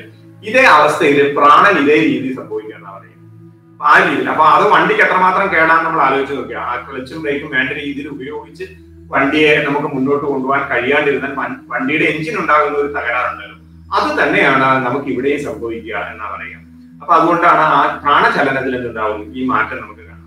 ഈ പ്രാണചലനത്തിൽ മാറ്റം വരുമ്പോൾ എന്തുണ്ടാവുന്നു? നമുക്ക് ആ പ്രാണചലനം മനസ്സിനെ ഇറിറ്റേറ്റ് ചെയ്യുന്നു. അപ്പൊ മനസ്സ് എന്ത് ചെയ്യുന്നു? മനസ്സ് പറയുന്നു, തിരിച്ചു വരൂ, ഇത് തുടർന്നുള്ള ക്ലേശമാണ്, വയ്യ, പറ്റുന്നില്ല, മറയ്ക്കുന്നു, അല്ലെങ്കിൽ വേദനിക്കുന്നു, എന്തിനാ ഇങ്ങനെ നിൽക്കുന്നത് എന്നൊക്കെ പറയുന്നത് മനസ്സ് നമ്മളെ അങ്ങനെ അസ്വസ്ഥമാക്കിക്കൊണ്ടേയിരിക്കും. അപ്പൊ മനസ്സിന്റെ ഏകാഗ്രത നഷ്ടപ്പെടും. അപ്പോ ഈ വിശാലമായ ലോകത്തെ കുറിച്ച് ചിന്തിക്കേണ്ട മനസ്സ് എന്തിനെ കുറിച്ചിട്ടാണ്? ഈ പെയിൻ, വേദനയെ കുറിച്ചിട്ട് ചിന്തിക്കുകയും ശരീരത്തിന്റെ ക്ലേശത്തെ കുറിച്ചിട്ട് ചിന്തിക്കുകയും ശരീരത്തിന്റെ പ്രയാസത്തെ കുറിച്ച് ചിന്തിക്കുകയും തിരിച്ചു വരാൻ നമ്മളെ പ്രേരിപ്പിക്കുകയും ചെയ്തിട്ട് മനസ്സിന്റെ ഏകാഗ്രതയെ നഷ്ടപ്പെടുത്തും എന്നുള്ളതാണ്. അപ്പോ ഇത് ഈ അവസ്ഥയിൽ നിന്ന് നമുക്ക് തിരിച്ചു വരണം. ഈ ശരീരത്തിന് മനസ്സിന് ഏകാഗ്രത ഉണ്ടാവണം. ആ ഏകാഗ്രത കിട്ടണമെന്നുണ്ടെങ്കിൽ മനസ്സിന്റെ ചലനം കുറയണം. മനസ്സിന്റെ ചലനം കുറയണേ പ്രാണചലനം കുറയണം. പ്രാണചലനം കുറയണമെന്നുണ്ടെങ്കിൽ നാഡികൾ സ്മൂത്ത് ആയിട്ട്, നാഡികൾ കിടക്കം വരാൻ പാടില്ല. നാഡികൾക്ക് ഇളക്കം വരാണ്ടിരിക്കണമെങ്കിൽ ശരീരത്തിന് ഇളക്കം വരാണ്ടിരിക്കണം. ശരീരത്തിന് ഇളക്കം വരാണ്ടിരിക്കുമ്പോൾ എന്താണ്? നാഡികൾ ശാന്തമായപ്പോൾ പ്രാണൻ ശാന്തമായി, പ്രാണൻ ശാന്തമായപ്പോൾ മനസ്സ് ശാന്തവും ഏകാഗ്രവുമായി. അപ്പൊ നമുക്ക് ഈ വിശാലമായ ലോകത്തേക്ക് നമ്മുടെ മനസ്സിനെ വ്യാപരിപ്പിക്കുവാൻ വേണ്ടിയിട്ട് സാധിക്കും. അപ്പോ പ്രയത്നമില്ലാണ്ട് നമുക്ക് ദീർഘനേരം തുടരാൻ കഴിയും. അങ്ങനെ വന്നാൽ അതാണ് ആസനം എന്നുള്ളത് കൊണ്ട് ഉദ്ദേശിക്കുന്നത്. ഇനി നമ്മൾ നോക്കുമ്പോൾ പതഞ്ജലി മഹർഷി ഈ ആസനങ്ങളാണെങ്കിൽ പ്രത്യേകിച്ച് നമ്മൾ പരിശീലിക്കുന്ന ആസനങ്ങളുടെ എണ്ണം നോക്കുമ്പോൾ ധാരാളം ആസനങ്ങൾ നമ്മൾ പരിശീലിക്കുന്നുണ്ട്. ഇത് മാത്രമല്ല, നമുക്ക് ആസനം എന്നുള്ള ചിന്തയിലേക്ക് വരുമ്പോൾ ഉള്ളത് എന്ന് നമുക്ക് കാണാൻ വേണ്ടിയിട്ട് സാധിക്കും. പിന്നെ ഹഠയോഗത്തിലേക്ക് വരുന്ന സമയത്ത് നമുക്ക് ഇന്ന് നമ്മൾ പഠിക്കുന്ന ആസനങ്ങളെ കുറിച്ചിട്ടെല്ലാം പ്രതിപാദിക്കുന്ന ഹഠയോഗങ്ങളിലാണ്. ഹഠയോഗം എന്ന് പറഞ്ഞു കഴിഞ്ഞാൽ ഹഠയോഗ പ്രതീക എന്ന് പറയുന്ന ഗ്രന്ഥമല്ല. ഹഠയോഗം എന്ന് പറയുന്ന അനേക ഗ്രന്ഥങ്ങളാണ്. ഹഠയോഗത്തെ കുറിച്ച് അനേക ഗ്രന്ഥങ്ങളുണ്ട്. ആ അനേക ഗ്രന്ഥങ്ങളിലൂടെ ആചാര്യന്മാര് ആസനങ്ങളെ കുറിച്ചിട്ടുള്ള വർണ്ണനകൾ നമുക്ക് നൽകുന്നുണ്ട്. ഇപ്പൊ പതഞ്ജലി മഹർഷി ഇത്രയും മാത്രമേ ആസനങ്ങളെ കുറിച്ചിട്ട് പറഞ്ഞിട്ടുള്ളൂ. പക്ഷെ ഒരാസനം എങ്ങനെയാണ് ചെയ്യേണ്ടത്, അതിന്റെ ബെനിഫിറ്റ്സ് എന്താണ്, അതിന്റെ ലിമിറ്റേഷൻസ് എന്തൊക്കെയാണ്, എന്തൊക്കെ കാര്യങ്ങളാണ് അതിന് ശ്രദ്ധിക്കേണ്ടത് എന്നുള്ള കാര്യത്തെ കുറിച്ച് വിശാലമായിട്ട് പ്രതിപാദിക്കുന്ന ഗ്രന്ഥത്തിന് പറയുന്ന പേരാണിത് ഹഠയോഗം. അപ്പോൾ ഈ ഹഠയോഗം എന്താണെന്ന് വെച്ച് കഴിഞ്ഞാൽ രാജയോഗത്തിലേക്കുള്ള മാർഗമാണ് ഹഠയോഗം. എന്ന് വെച്ച് കഴിഞ്ഞാൽ നമ്മൾ ഈ പറഞ്ഞ സ്റ്റേജിലേക്ക്, പതഞ്ജലി മഹർഷി പറഞ്ഞ ഈ സ്റ്റേജിലേക്ക് നമ്മൾ പോകണമെങ്കിൽ നമ്മൾ നമ്മുടെ ശരീരത്തെ നിരന്തരമായിട്ട് പരിശീലിപ്പിച്ച് ശരിയാക്കി എടുക്കേണ്ടതുണ്ട്. അങ്ങനെ നിരന്തരമായി ഈ ശരീരത്തെ ട്യൂൺ ചെയ്ത് ശരിയാക്കാനുള്ള വ്യവസ്ഥാപിതമായ പദ്ധതിയെ കുറിച്ച് പ്രതിപാദിക്കുന്ന ഗ്രന്ഥമാണ് ഹഠയോഗം എന്ന് പറയുന്നത്. ഹഠയോഗം എന്ന് പറയുമ്പോൾ ആസനമല്ല അവിടെ പ്രധാനം, പ്രാണായാമത്തിനാണ് സത്യത്തിൽ പ്രാധാന്യമുള്ളത്. ഹഠയോഗത്തിൽ പ്രാധാന്യം പ്രാണായാമത്തിനാണ്. പക്ഷേ ഈ ആസനങ്ങളെ കുറിച്ചിട്ടും വളരെ വിശാലമായിട്ട് എവിടെ പ്രതിപാദിക്കുന്നു? ഈ ഹഠയോഗ ഗ്രന്ഥങ്ങളിൽ കാണാൻ വേണ്ടിയിട്ട് സാധിക്കും. പ്രധാനപ്പെട്ട ഹഠയോഗ ഗ്രന്ഥങ്ങൾ എന്നൊക്കെ പറയുന്നത് ഹഠയോഗ പ്രതീക, അതേപോലെ തന്നെ ഖേരണ്ഡ സംഹിത, ഹഠ രത്നാവലി, ഗോരക്ഷ സംഹിത, ശിവ സംഹിത, യാജ്ഞവൽക്യ സംഹിത, യോഗവാസിഷ്ടം. ഇതൊക്കെ ഹഠയോഗ ഗ്രന്ഥങ്ങളാണ്. ഇതെല്ലാം ട്രഡീഷണൽ ആയിട്ടുള്ള ഹഠയോഗ ഗ്രന്ഥങ്ങളാണ്. ഇന്ന് ഹഠയോഗ ഗ്രന്ഥങ്ങൾ നമുക്ക് ആധുനിക ആചാര്യന്മാർ, ഇപ്പോ അയ്യങ്കാരെ പോലുള്ള ആൾക്കാര്, അതല്ലെങ്കിൽ ഇന്നത്തെ കാലത്ത് ജീവിച്ചിരിക്കുന്ന ആചാര്യന്മാർ, ധാരാളം ആൾക്കാർ, ഇന്ന് റീസെന്റ് ആയിട്ട് നമ്മളിൽ നിന്ന് മൺമറഞ്ഞവരും ഇന്ന് ജീവിച്ചിരിക്കുന്നവരുമായിട്ടുള്ള ധാരാളം ആൾക്കാര് എല്ലാം ഹഠയോഗ മാർഗത്തിലുള്ള നിരവധിയായ വ്യാഖ്യാനങ്ങൾ നമ്മുടെ മുമ്പിൽ വയ്ക്കുന്നുണ്ട്. അത് ഒഴിവാക്കിയാൽ നമ്മുടെ ട്രഡീഷണൽ ആയിട്ട് പാരമ്പര്യമായിട്ട് നമ്മുടെ ആചാര്യന്മാർ പറഞ്ഞിരിക്കുന്ന പ്രധാനപ്പെട്ട ഗ്രന്ഥങ്ങൾ ഇതൊക്കെയാണ്. അതിൽ ഹഠയോഗ പിന്നെ ഏറ്റവും പുരാതനമായ ഗ്രന്ഥമായിട്ട് ഹഠയോഗത്തിന്റെ പറയപ്പെടുന്ന ഒന്നാണ് ശിവസംഹിത. ശിവൻ പാർവതിക്ക് ഉപദേശിച്ചു എന്ന് പറയുന്ന ഗ്രന്ഥമാണ്. ആരാണ് അതിന്റെ ആചാര്യൻ എന്ന് അറിയില്ല. എന്നാൽ പോലും അത് ചിട്ടപ്പെടുത്തിയത് പിന്നെ മത്സ്യേന്ദ്രിയനാഥൻ എന്ന് പറയുന്ന ഋഷിയാണ് എന്നാണ് പൊതുവെ സങ്കല്പം. കാരണം ഈ ശിവ പാർവതി സംവാദം കേട്ട ആള് മത്സ്യേന്ദ്രിയനാഥനാണെന്നാണ് പറയുന്നത്. അദ്ദേഹം ഇവരിൽ നിന്ന് ഗ്രഹിച്ചതാണ് ഈ യോഗ വിജ്ഞാനം. ആ യോഗ വിജ്ഞാനമാണ് ശിവസംഹിത എന്ന രൂപത്തിൽ പിന്നീട് രൂപപ്പെട്ടത് എന്നാണ് ഒരു വാദം ഉള്ളത്. പക്ഷെ ആരാണ് അതിന്റെ പിന്നെ രചയിതാവ് എന്ന് അറിയില്ല. അപ്പൊ ഒന്ന് ശിവസംഹിത എന്ന് പറയുന്ന ഗ്രന്ഥമാണ് ഹഠയോഗത്തിൽ ഒരു പ്രധാന ഗ്രന്ഥം. മത്സ്യേന്ദ്രിയനാഥന്റെ ആദ്യ ശിഷ്യനാണ് ഗോരഖ്നാഥ സ്വാമി. ഗോരഖ്നാഥൻ, ഈ ഗോരഖ്നാഥ എന്ന് പറയുന്ന സ്വാമി എഴുതിയ ഗ്രന്ഥമാണ് ഗോരക്ഷ സംഹിത. ഗോരക്ഷ സംഹിത എന്ന് പറയുന്ന ഗ്രന്ഥം. ഈ ഗ്രന്ഥത്തില് 84 ആസനങ്ങളെ കുറിച്ചിട്ട് പറയുന്നുണ്ട്. ഗോരക്ഷ സംഹിതയിലെ 84 ആസനങ്ങളെ കുറിച്ചിട്ട് പ്രതിപാദിക്കുന്നുണ്ട് ഗോരക്ഷ സംഹിത. ശിവസംഹിതയില് 84 ലക്ഷത്തോളം ആസനങ്ങൾ ഉണ്ട് എന്ന് അതിൽ പ്രതിപാദിച്ചു പോകുന്നുണ്ട്. പ്രധാനപ്പെട്ട 3-4 ആസനങ്ങളെ കുറിച്ചുള്ള വർണ്ണനയാണ് നമുക്ക് ശിവസംഹിതയിൽ കാണാൻ പറ്റും. പ്രധാനപ്പെട്ട 3-4 ആസനങ്ങളെ കുറിച്ചുള്ള വർണ്ണന കാണാം. 84 ലക്ഷത്തോളം ആസനങ്ങൾ ഉണ്ട് എന്ന് പ്രതിപാദിച്ചു. എന്നാൽ ഗോരക്ഷ സംഹിതയിലേക്ക് വരുമ്പോൾ 84 പ്രധാന ആസനങ്ങൾ എന്നുള്ള നിലയിൽ അദ്ദേഹം 84 ആസനങ്ങളെ കുറിച്ചിട്ട് ഉള്ള പ്രതിപാദ്യങ്ങൾ ഗോരക്ഷ സംഹിതയിൽ കൊടുത്തിരിക്കുന്നു. ഗോരഖ്നാഥ് എന്നാണ് അതിന്റെ ആചാര്യന്റെ പേര്. അതിനുശേഷം ഗോരഖ്നാഥിന്റെ ശിഷ്യനാണ് ആര്? സ്വാത്മാരാമൻ. സ്വാത്മാരാമൻ എഴുതിയ ഗ്രന്ഥമാണ് ഹഠയോഗ പ്രതീക. ഹഠയോഗ പ്രതീക. ഇതിൽ 15 ആസനങ്ങളെയാണ് പ്രധാനമായിട്ട് പ്രതിപാദിക്കുന്നത്. 15 ആസനങ്ങളെ പ്രധാനമായിട്ട് എടുത്ത് പ്രതിപാദിക്കുന്ന ഗ്രന്ഥമാണ് ഹഠയോഗ പ്രതീക. ആ ഗ്രന്ഥങ്ങളൊക്കെ എടുത്ത് നോക്കിയാൽ, ഞാൻ ആ ഗ്രന്ഥത്തിലെ ആസനങ്ങളൊന്നും പറയുന്നില്ല, ഇവിടെ ആസനത്തെ കുറിച്ചൊരു സൂചന തരാൻ വേണ്ടി പറയുന്നു. ഹഠയോഗ പ്രതീക. അത് കഴിഞ്ഞാൽ അതേ കാലഘട്ടത്തിൽ ഉണ്ടായിരുന്ന മറ്റൊരു ആചാര്യനാണ് ഖേരണ്ഡമുനി. അപ്പൊ ഖേരണ്ഡൻ ചണ്ഡകപാലിക്ക് പറഞ്ഞു കൊടുക്കുക, ഗുരു ശിഷ്യൻ ഉപദേശിക്കുന്ന രൂപത്തിലാണ്. അപ്പൊ ഖേരണ്ഡമുനി തന്റെ ശിഷ്യനായ ചണ്ഡകപാലിക്ക് യോഗത്തെ കുറിച്ച് പ്രതിപാദിക്കുന്ന ഗ്രന്ഥമാണ് ഖേരണ്ട സംഹിത എന്ന് പറയുന്നത്. ആ ഖേരണ്ട സംഹിതയിൽ 32 ആസനങ്ങളെ കുറിച്ചിട്ട് പറയുന്നു. 32 ആസനങ്ങളെ കുറിച്ചിട്ട് ഖേരണ്ട സംഹിതയിൽ പ്രതിപാദ്യമുള്ളതായിട്ട് നമുക്ക്. അപ്പൊ ഇങ്ങനെ ഇത് കൂടാതെ ഈ പറഞ്ഞതുപോലെ ഈ ഗോരക്ഷ യാജ്ഞവൽക്യ സംഹിതയിലും അതേപോലെ തന്നെ അനേക ട്രഡീഷണൽ ഗ്രന്ഥങ്ങളിലൊക്കെ നമുക്ക് ഈ യോഗാസനങ്ങളെ കുറിച്ചിട്ടുള്ള പ്രതിപാദനം കാണുവാൻ വേണ്ടിയിട്ട് സാധിക്കും. ഇതിൽ തന്നെ നമ്മൾ യാജ്ഞവൽക്യ സംഹിതയിലേക്ക് പറയുകയാണ്. യാജ്ഞവൽക്യ മുനി പറയുന്നത് പ്രധാനപ്പെട്ട ചില ഗ്രന്ഥങ്ങൾ എന്നുള്ള നിലയ്ക്ക് അദ്ദേഹത്തിന് ആസനങ്ങൾ, പ്രധാനപ്പെട്ട ആസനങ്ങൾ എന്നുള്ള നിലയ്ക്ക് അദ്ദേഹം പറയുന്നു. സ്വസ്തികം ഗോമുഖം പത്മം വീരം സിംഹം തഥാ ഭദ്രം മുക്തം ചെയ്വ മയൂരാസനമേവച. ചില ആസനങ്ങളെ കുറിച്ച് പറയാം. ഏറ്റവും പ്രധാനം എന്നുള്ള നിലയ്ക്ക് യാജ്ഞവൽക്യം പറയുന്നതാണ് സ്വസ്തികാസനം, ഗോമുഖാസനം, പത്മാസനം, വീരാസനം, സിംഹാസനം തഥാ ഭദ്രാസനം, മുക്താസനം, ശൈവ മയൂരാസനം. ഇങ്ങനെ 8 ആസനങ്ങൾ വളരെ പ്രധാനമാണ് എന്ന് യാജ്ഞവൽക്യ മുനിയും പറയുന്നുണ്ട്. ഓരോരുത്തരും വ്യത്യസ്തങ്ങളായ ആസനങ്ങളെ കുറിച്ച് പറയുന്നുണ്ട്. എല്ലാത്തിലേക്കും ഞാൻ പോകുന്നില്ല, ഓരോ ഗ്രന്ഥങ്ങളിലും പറയുന്നുണ്ട്. നമുക്ക് ഈ യോഗ TTCയിൽ കൃത്യമായിട്ട് ഒരു 10, 25, 30 ആസനങ്ങളെ കുറിച്ച് പഠിക്കാനുണ്ട്. അപ്പൊ അതിൽ നമ്മൾ ഏകദേശം ആസനങ്ങൾ ഓരോന്നായി പഠിച്ചുകൊണ്ടിരിക്കുന്നത്. നമുക്ക് ആ ആസനങ്ങളുടെ ഉള്ളിൽ നിന്ന് തന്നെ പോകാൻ സാധിക്കും. പക്ഷെ പ്രധാന ഗ്രന്ഥങ്ങൾ ഈ രീതിയിലാണ് നമുക്ക് ആസനങ്ങളെ കുറിച്ചിട്ട് പറയുന്നത്. യാജ്ഞവൽക്യ മുനി പറയുന്നു ഈ ആസനം എന്തിനാണ് എന്ന് ചോദിച്ചു കഴിഞ്ഞാൽ ഭൗതിക ശരീരത്തെ ആത്മീയ ശരീരത്തിന്, ഈ ഭൗതിക ശരീരത്തിനും ആത്മീയ ശരീരത്തിനും ഇടയിൽ സന്തുലിതാവസ്ഥ കൊണ്ടുവരാനുള്ള പരിശീലനമാണ് ആസനങ്ങൾ എന്നാണ് യാജ്ഞവൽക്യ മുനി പറയുന്നത്. അപ്പൊ സ്ഥിരം സുഖം, പ്രയത്ന ശൈഥില്യം, അനന്ത സമാപത്തി എന്നൊക്കെ പതഞ്ജലി മഹർഷി പറഞ്ഞെങ്കിൽ യാജ്ഞവൽക്യൻ പറയുന്നു നമ്മുടെ ഈ സ്ഥൂല ശരീരത്തിനും സൂക്ഷ്മ ശരീരത്തിനും ഇടയിൽ, അല്ലെങ്കിൽ ഈ ഭൗതിക ശരീരത്തിനും ആത്മീയ ശരീരത്തിനും ഇടയിൽ ഒരു ബാലൻസ് കൊണ്ടുവരണം. അപ്പോ ഈ സ്ഥൂല ശരീരത്തിൽ നിന്ന് സൂക്ഷ്മ ശരീരത്തിലേക്ക് കടക്കാനുള്ള പാലമാണ് എന്ത് യോഗാസനം എന്നാണ് ഇവിടെ യാജ്ഞവൽക്യ മുനി പറയുന്നത്. അതാണ് ആസനത്തിന്റെ ലക്ഷ്യം. നമുക്ക് ആസനങ്ങളെ പൊതുവെ ഈ യോഗാസനങ്ങളെ 3ആയിട്ട് തിരിക്കാൻ വേണ്ടിയിട്ട് സാധിക്കും. ഇത് എന്തിനൊക്കെ വേണ്ടിയിട്ടാണ് ഉപയോഗിക്കുന്നത് എന്നുള്ള നിലയ്ക്ക് പൊതുവെ 3ആയിട്ട് തിരിക്കാൻ പറ്റുന്ന വിശ്രമ ആസനങ്ങൾ, ധ്യാനാശ്രമങ്ങൾ, സംസ്കരണാസനങ്ങൾ എന്നുള്ള നിലയ്ക്ക് നമുക്ക് 3ആയിട്ട് തിരിക്കാം. ശരീരത്തെ സംസ്കരിക്കുവാൻ വേണ്ടിയിട്ട്, ശരീരത്തിന്റെ മാലിന്യങ്ങളെ ഇല്ലാതാക്കി ശരീരത്തെ ശുദ്ധമാക്കാൻ വേണ്ടിയിട്ടുള്ള ആസനങ്ങൾ, അതാണ് സംസ്കരണാസനങ്ങൾ. ധ്യാനത്തിന് വേണ്ടി, അന്തരംഗ യോഗത്തിലേക്ക് പോകുന്നതിന് വേണ്ടിയിട്ടുള്ള ആസനങ്ങൾ, ധ്യാനം. ആ ധ്യാനത്തെ സഹായിക്കാനുള്ള ആസനങ്ങൾ, അതിന്റെ ധ്യാനാസനങ്ങൾ. വിശ്രമം, ശരീരത്തിന് ഈ ആസനങ്ങൾ ചെയ്യുന്ന സമയത്ത്, പ്രത്യേകിച്ച് നമുക്ക് ഈ സംസ്കരണാസനങ്ങൾ ചെയ്യുന്ന സമയത്തുണ്ടാകുന്ന അതിൽ നിന്നും ശരീരത്തിന് വിശ്രമം ലഭിക്കുന്നതിന് വേണ്ടിയിട്ടുള്ള വിശ്രമാസനങ്ങൾ. ഇങ്ങനെ 3ആയിട്ട് നമുക്ക് ആസനങ്ങളെ തിരിക്കാൻ വേണ്ടിയിട്ട് സാധിക്കും. അത് ചെയ്യുന്ന സ്ഥിതിയെ ബേസ് ചെയ്തിട്ട്, അത് ചെയ്യുന്ന രീതി വെച്ച് തന്നെ വീണ്ടും 4ആയിട്ട് തിരിക്കാൻ സാധിക്കും. നിന്നിട്ട് ചെയ്യുന്നവ, ഇരുന്നിട്ട് ചെയ്യുന്നവ, കിടന്നിട്ട് ചെയ്യുന്നവ. കിടന്നിട്ട് ചെയ്യുന്നതിൽ മലർന്ന് കിടന്നിട്ട്, കമിഴ്ന്ന് കിടന്നിട്ട്, ഇങ്ങനെയൊക്കെ നമുക്ക് തിരിക്കാൻ സാധിക്കും. പൊതുവെ നമുക്ക് നിന്നിട്ട്, ഇരുന്നിട്ട്, കിടന്നിട്ട് എന്നുള്ള രീതിയിലേക്ക് തിരിക്കാം. അതിൽ കിടന്നിട്ട് തന്നെ 2 രീതിയിൽ, മലർന്ന് കിടന്നിട്ട്, കമിഴ്ന്ന് കിടന്നിട്ട്, ഈ രീതിയിലാണ് നമുക്ക് ആസനങ്ങളെ ക്ലാസിഫൈ ചെയ്യാൻ വേണ്ടിയിട്ട്. ഇതാണ് യോഗാസനത്തെ സംബന്ധിച്ച മിനിമമായ ഒരു കാര്യം. ഇത്രയും കാര്യങ്ങളാണ് നമ്മൾ അറിയേണ്ടത്. അപ്പോൾ ആസനങ്ങളെ കുറിച്ചിട്ട് കൃത്യമായിട്ട് പ്രതിപാദിക്കുന്നത് ഹഠയോഗ ഗ്രന്ഥങ്ങളിലാണ് എന്ന് നമ്മൾ അറിയണം. പതഞ്ജലി ആസനങ്ങളെ കുറിച്ചിട്ടുള്ള കൂടുതൽ വിവരണങ്ങൾ നൽകിയിട്ടില്ല. ആസനം എന്താണ് എന്നുള്ള നിർവചനം മാത്രമാണ് പതഞ്ജലി മഹർഷി നമ്മുടെ മുമ്പിൽ വെച്ചിട്ടുള്ളത് എന്ന് നമ്മൾ അറിയണം. ഇതാണ് ആസനത്തെ കുറിച്ചിട്ട്.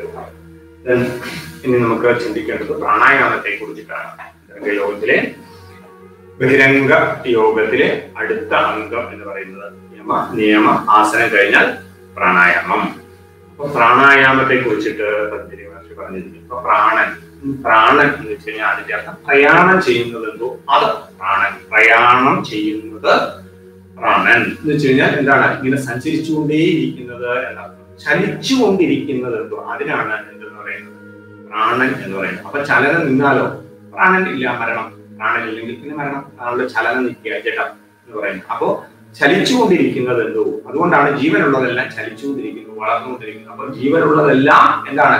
ചലിച്ചുകൊണ്ടിരിക്കുന്നു എന്നാണ് പറയുന്നത്. അപ്പോ ചലിപ്പിക്കുന്നത് എന്തോ അത്, അല്ലെങ്കിൽ ചലിച്ചുകൊണ്ടിരിക്കുന്നത് എന്തോ അത് പ്രാണൻ. അപ്പൊ പ്രയാണം ചെയ്യുന്നത് എന്നാണ് പ്രാണന്റെ സാമാന്യമായ അർത്ഥം.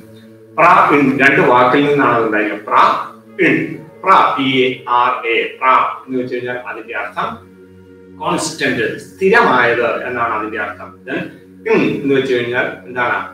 മോഷൻ അഥവാ ചലനം എന്നാണ്. അപ്പൊ കോൺസ്റ്റന്റ് മോഷൻ അതാണ് പ്രാൺ. അപ്പൊ പ്രാണനെ മുറിച്ച് നമ്മൾ നോക്കുന്ന സമയത്ത് നമുക്ക് കാണാൻ പറയുന്ന അതിനകത്ത് രണ്ട് വാക്കുകളാണുള്ളത്. പ്രാ എന്നുള്ള രണ്ട് വാക്കുകൾ. പ്രാ എന്ന് വെച്ച് കഴിഞ്ഞാൽ സ്ഥിരമായ അഥവാ കോൺസ്റ്റന്റ് എന്നാണ് അർത്ഥം. പിൻ എന്ന് വെച്ച് കഴിഞ്ഞാൽ അതിന്റെ അർത്ഥം മോഷൻ അഥവാ ചലനം എന്നുള്ളതാണ്. സ്ഥിരമായ ചലനം അതാണ് എന്താ പ്രാണൻ എന്ന വാക്കുകൊണ്ട് അർത്ഥമാക്കുന്നത് എന്ന് നമ്മൾ അറിയുന്നത്. ഈ പതഞ്ജലി മഹർഷി എന്താണ് പ്രാണനെ കുറിച്ചിട്ട് പറഞ്ഞിരിക്കുന്നത് എന്ന് നോക്കാം. പ്രാണനെ കുറിച്ചിട്ട് പ്രാണായാമം. പ്രാണനെ കുറിച്ച് പിന്നീട് നമ്മൾ പ്രധാനമായിട്ട് പഠിക്കുന്നുണ്ട്. കാരണം പ്രാണനെ കൈകാര്യം ചെയ്യുന്ന രീതിയാണ് പ്രാണായാമം എന്ന് പറയുന്നത്. പ്രാണനെ ശരിയാക്കാനുള്ള പദ്ധതിയാണ് എന്താ പ്രാണായാമം എന്ന് പറയുന്നത്. അപ്പൊ പ്രാണൻ എന്ന് പറയുന്നത് എന്താണെന്ന് വെച്ചാൽ നേരത്തെ പറഞ്ഞ് ചലിച്ചുകൊണ്ടിരിക്കുന്നത്.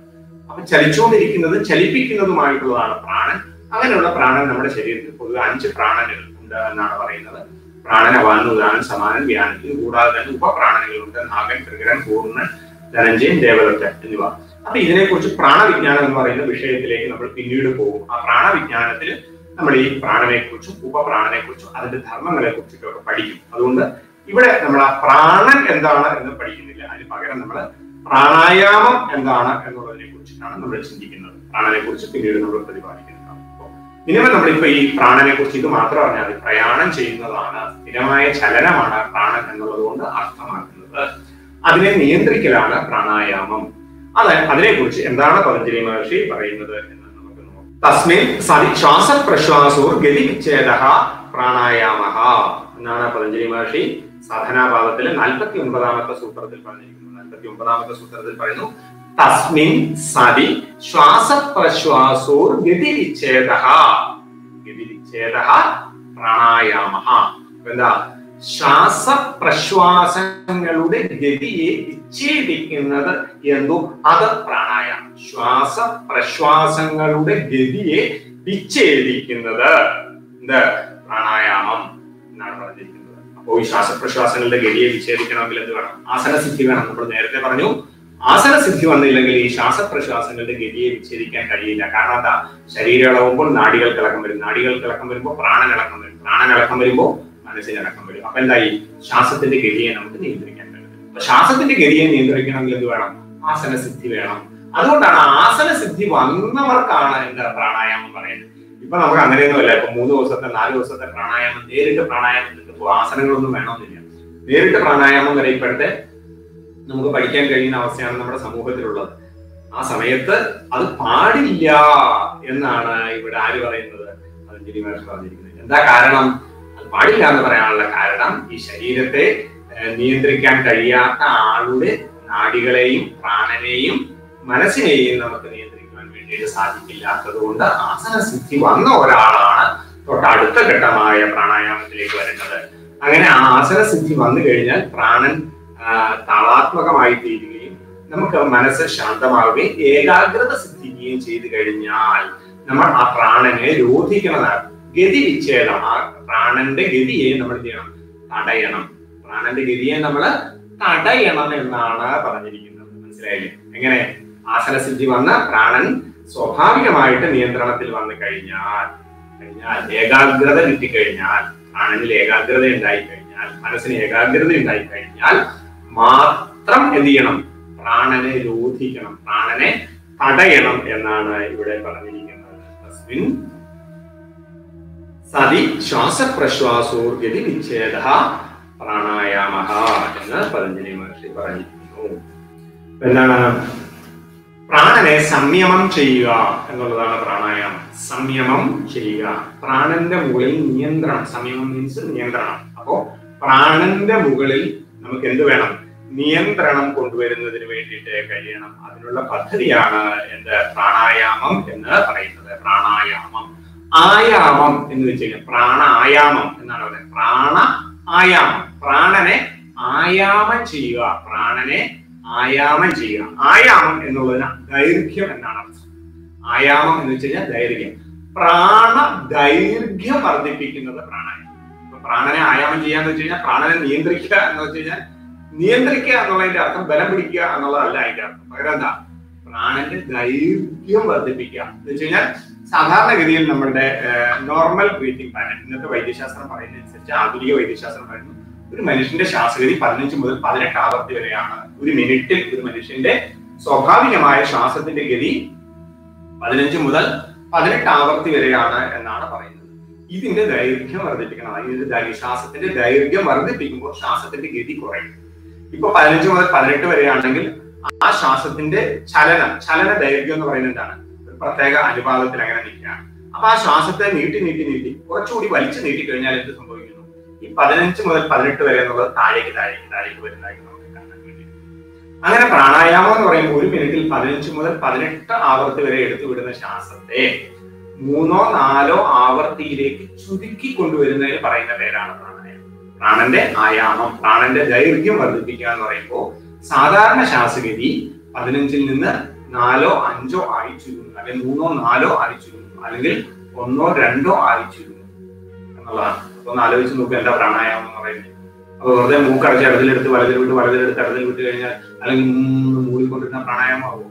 പ്രാണായാമം ആവണമെങ്കിൽ എന്ത് വേണം? ഇതിന്റെ ഗതി കുറഞ്ഞു. അപ്പൊ ശരിക്ക് ആധുനിക വൈദ്യശാസ്ത്രം 15 മുതൽ 18 വരെ ആവാം ഒരു മിനിറ്റിൽ ശ്വാസം എന്നാണ് പറയുന്നതെങ്കിൽ, പക്ഷെ യോഗശാസ്ത്രം 15 മുതൽ 18 വരെ എന്ന് പറയുന്നില്ല. യോഗശാസ്ത്രം കൃത്യമായി പറയുന്നു ഒരാളുടെ ശ്വാസഗതി മിനിറ്റിൽ 15 തവണയായിരിക്കണം, അതിൽ കൂടരുതെന്ന് തന്നെയാണ് പറയുന്നത്. അപ്പൊ വൈദ്യശാസ്ത്രത്തിന്റെ ആൾക്കാർ 15 മുതൽ 18 വരെ എന്നൊക്കെ പറഞ്ഞാൽ യോഗശാസ്ത്രം കൃത്യമായി പറയുന്നു 15-ൽ കൂടരുത്, 15 തന്നെ ആയിരിക്കണം, അല്ലെങ്കിൽ 15-ൽ താഴ്ത്തണം എന്ന് പറയുന്നു. അപ്പൊ എന്താ അതിന് കാരണം നോക്കിയാൽ 15-ൽ മുകളിലേക്ക് പോയാൽ നമ്മളിൽ ഉണ്ടാവുന്ന ശ്വാസം ബീറ്റാ വേവ്സ് ആയിരിക്കും നമ്മളിൽ വർക്ക് ചെയ്യാറ്. അപ്പോൾ നമുക്ക് ഇന്ന് ആധുനിക വൈദ്യശാസ്ത്രം ബ്രെയിൻ വേവുകളെ കുറിച്ചിട്ടൊക്കെ പറയുന്നുണ്ട്. ബ്രെയിൻ വേവുകളെ കുറിച്ചിട്ടൊക്കെ പറയുമ്പോൾ അത് ബീറ്റ, ആൽഫ, തീറ്റ, ഡെൽറ്റ, ഗാമ എന്നിങ്ങനെയുള്ള നിലയ്ക്കാണ് അതിനെ പറയുന്നത്. അതിൽ ബീറ്റ വേവ്സ് എന്നൊക്കെ പറഞ്ഞു കഴിഞ്ഞാൽ എന്താണ്? സ്പീഡ് സ്ട്രെസ്ഫുൾ ആയിട്ടുള്ള മനുഷ്യന്റെ അവസ്ഥയാണിത് ഈ ബീറ്റ വേവ്സ് എന്ന് പറയുന്നത്. ആ ബീറ്റ വേവ്സ് അത് 15-ൽ കൂടുതലാണ് ഒരാളുടെ ശ്വാസഗതിയെങ്കിൽ നമ്മൾ വർക്ക് ചെയ്യുന്ന വേവ്സ് ബീറ്റ വേവ്സ് ആയിരിക്കും. ഒരാളിൽ ബീറ്റ വേവ്സ് വർക്ക് ചെയ്ത് കഴിഞ്ഞാൽ സ്ട്രെസ്ഫുൾ ആയിട്ടാണ് അയാൾ ജീവിക്കുന്നതെങ്കിൽ അയാളുടെ ആയുർദൈർഘ്യം എന്ന് പറയുന്നത് കുറവായിരിക്കും. അയാൾ രോഗിയായിട്ടായിരിക്കും ജീവിക്കുക. ആരോഗ്യത്തോടുകൂടിയായിട്ട് ജീവിക്കാൻ പറ്റില്ല. രോഗം എന്ന് പറയുന്നത് അയാളുടെ പിന്നാലെ ഉണ്ടാകുമെന്നാണ് പറയുന്നത്. രോഗം അയാളുടെ പിന്നാലെ ഉണ്ടാകും. ഇതാണ് അതിന്റെ കാരണം. മനസ്സിലായില്ലേ? അപ്പൊ വൈദ്യശാസ്ത്രം 15 മുതൽ 18 എന്ന് പറഞ്ഞാൽ അതിന്റെ അർത്ഥം നിങ്ങൾ രോഗിയായിട്ട് തന്നെയാണ് ജീവിക്കുന്നത് എന്നാണ്. 18-ന് മുകളിലേക്ക് പോയാൽ രോഗിയാണ്, ഉറപ്പാണ്. നിങ്ങൾക്ക് രോഗമുണ്ടെന്ന് ഉറപ്പാണ്. 18 എന്നൊക്കെ പറഞ്ഞാൽ രോഗസാധ്യത വളരെ കൂടുതലാണ്. 15-ൽ നിങ്ങൾ ആരോഗ്യവാനാണ്, 15-ൽ താഴെയാണെങ്കിൽ നിങ്ങൾ ആരോഗ്യവാനാണ്. 15-ന് മുകളിലേക്ക് നിങ്ങളുടെ ആരോഗ്യത്തിന്റെ സ്റ്റേജ് മാറിക്കൊണ്ടിരിക്കുന്നു എന്ന് അനുമാനിച്ചു.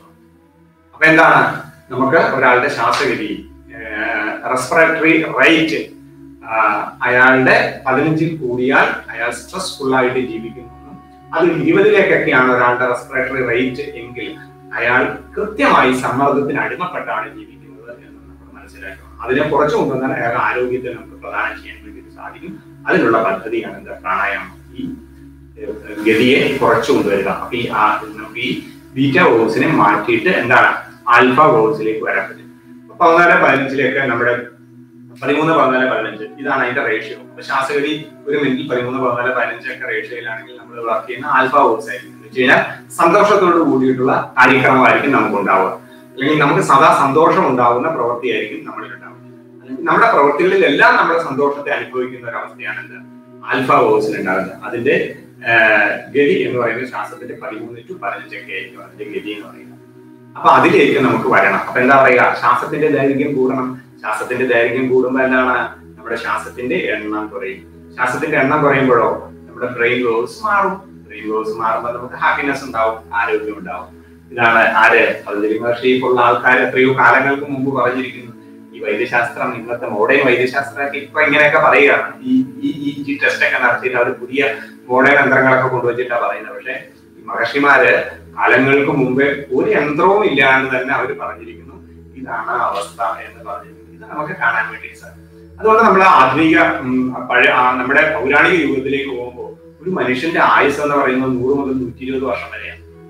100 വയസ്സിന് മുകളിലാണ് ഒരാൾ ജീവിക്കുക. പക്ഷെ ഇന്നത്തെ നമ്മുടെ ആയുസോ 80 മുതൽ 100 വരെയൊക്കെയാണ്. നേരത്തെ 100-120 ആണെങ്കിൽ ഇപ്പൊ നമുക്ക് 80-100 എന്ന് കാണാൻ വേണ്ടി സാധിക്കും. അപ്പൊ പണ്ട് നമ്മുടെ ആചാര്യന്മാർ പറഞ്ഞു 13-15 ശ്വാസഗതി. അപ്പൊ എന്താണ്? 100-120 ആയുസ്. ഇപ്പൊ വൈദ്യശാസ്ത്രം പറഞ്ഞു 15-18 ബ്രീത്തിങ്. അപ്പൊ നമ്മുടെ ആയുസ് 80-100 കുറഞ്ഞു.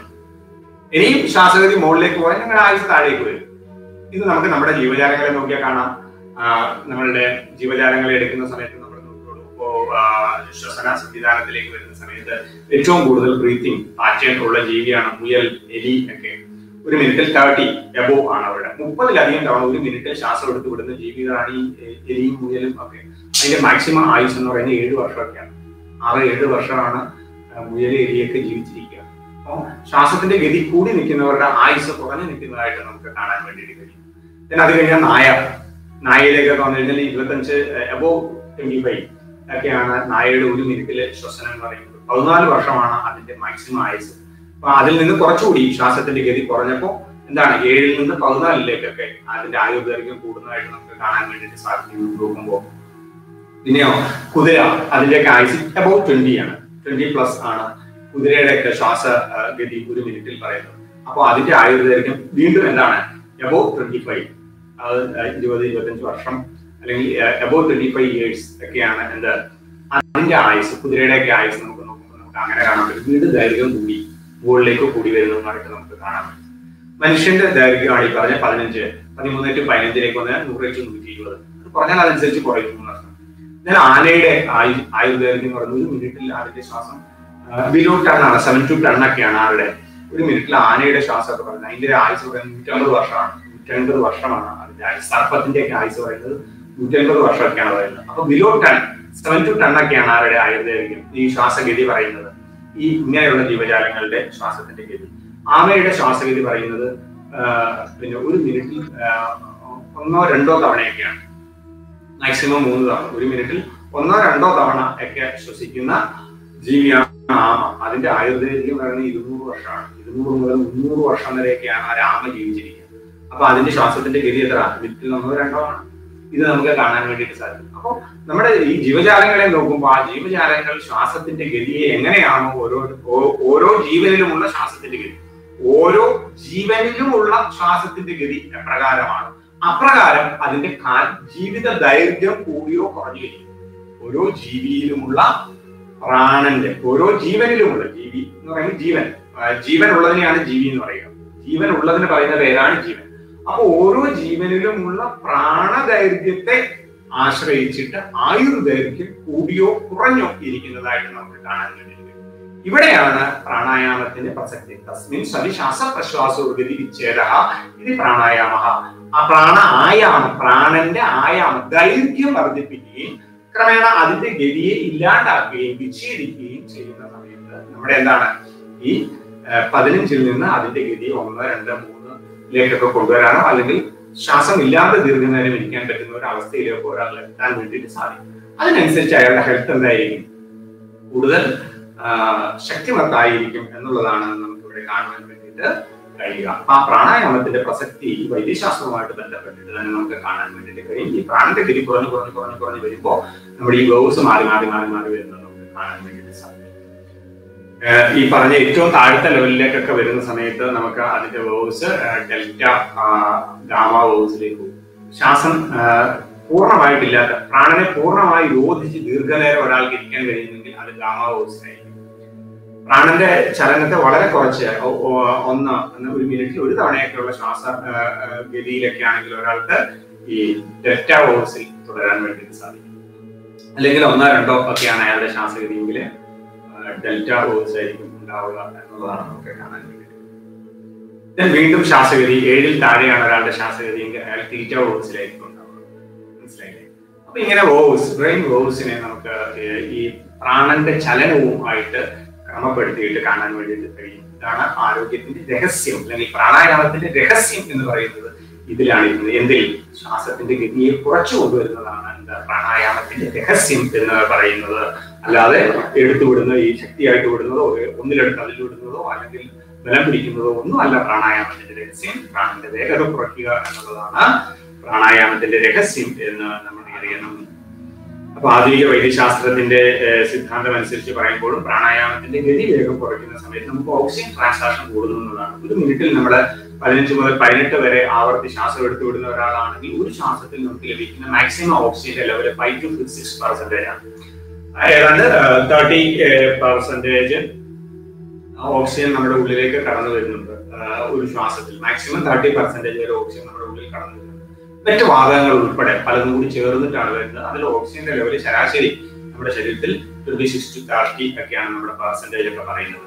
അതിൽ തന്നെ നമ്മൾ ആ ശ്വാസം എടുത്ത് തിരിച്ചു വിടുന്നതിനിടയ്ക്ക് നമ്മുടെ ശ്വാസകോശത്തിൽ സ്വീകരിക്കുവാൻ കഴിയുന്ന ഓക്സിജന്റെ ലെവൽ പറയുന്നത് 5 to 6% ആണ്.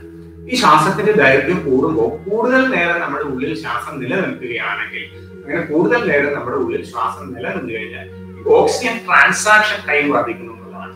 അപ്പോ ഒരു മിനിറ്റിൽ 1 മുതൽ 3 ആവർത്തി വരെ ഒരാൾ ശ്വാസം എടുത്തു വിടുകയാണെങ്കിൽ ഓക്സിജൻ ട്രാൻസാക്ഷൻ ടൈം അത് എബോവ് എന്തായിട്ട് മാറും, 15 to 21% മാറും. 5 എന്നുള്ളത് 15 മുതൽ 21% വരെ ശ്വാസത്തെ നമുക്ക് ഉപയോഗപ്പെടുത്തുവാൻ സാധിക്കും. ശ്വാസത്തിന്റെ ഗതി കുറഞ്ഞു വരുന്നതനുസരിച്ച് മിനിറ്റിൽ 1 എന്നുള്ള അവസ്ഥയിലേക്ക് പറഞ്ഞ് 21% വരെ നമുക്ക് ഓക്സിജനെ യൂസ് ചെയ്യാൻ വേണ്ടിയിട്ട് സാധിക്കുന്നുണ്ട്. ആ ഓക്സിജൻ ട്രാൻസാക്ഷൻ ടൈം വർദ്ധിക്കാൻ ഇതിന്റെ ഗതിയെ വർദ്ധിപ്പിക്കുന്നത് കൊണ്ട് നമുക്ക് സാധിക്കും എന്നുള്ളതാണ് നമുക്ക് കാണുവാൻ വേണ്ടിയിട്ട് കഴിയുക. അപ്പൊ വായുവിന്റെ സൂക്ഷ്മ രൂപത്തിൽ പറയുന്ന പേരാണ് പ്രാണൻ. വായുവിന്റെ സൂക്ഷ്മ രൂപം. വായു എന്ന് വെച്ച് കഴിഞ്ഞാൽ എന്താണ്? ഈ അന്തരീക്ഷത്തിൽ ഇങ്ങനെ സദാ സഞ്ചരിച്ചു കൊണ്ടിരിക്കുന്ന വാതക രൂപത്തിലുള്ള ആ ഊർജമാണ് എന്ന് പറയുന്നത് പ്രാണൻ എന്ന് നമ്മൾ പറയുന്നത്. അപ്പൊ ഈ അന്തരീക്ഷത്തിലെ സകല ചരാചരങ്ങളെയും നിലനിർത്തുന്നതായിട്ടുള്ള ഊർജ വിശേഷത്തിന് പറയുന്ന പേരാണ് പ്രാണൻ.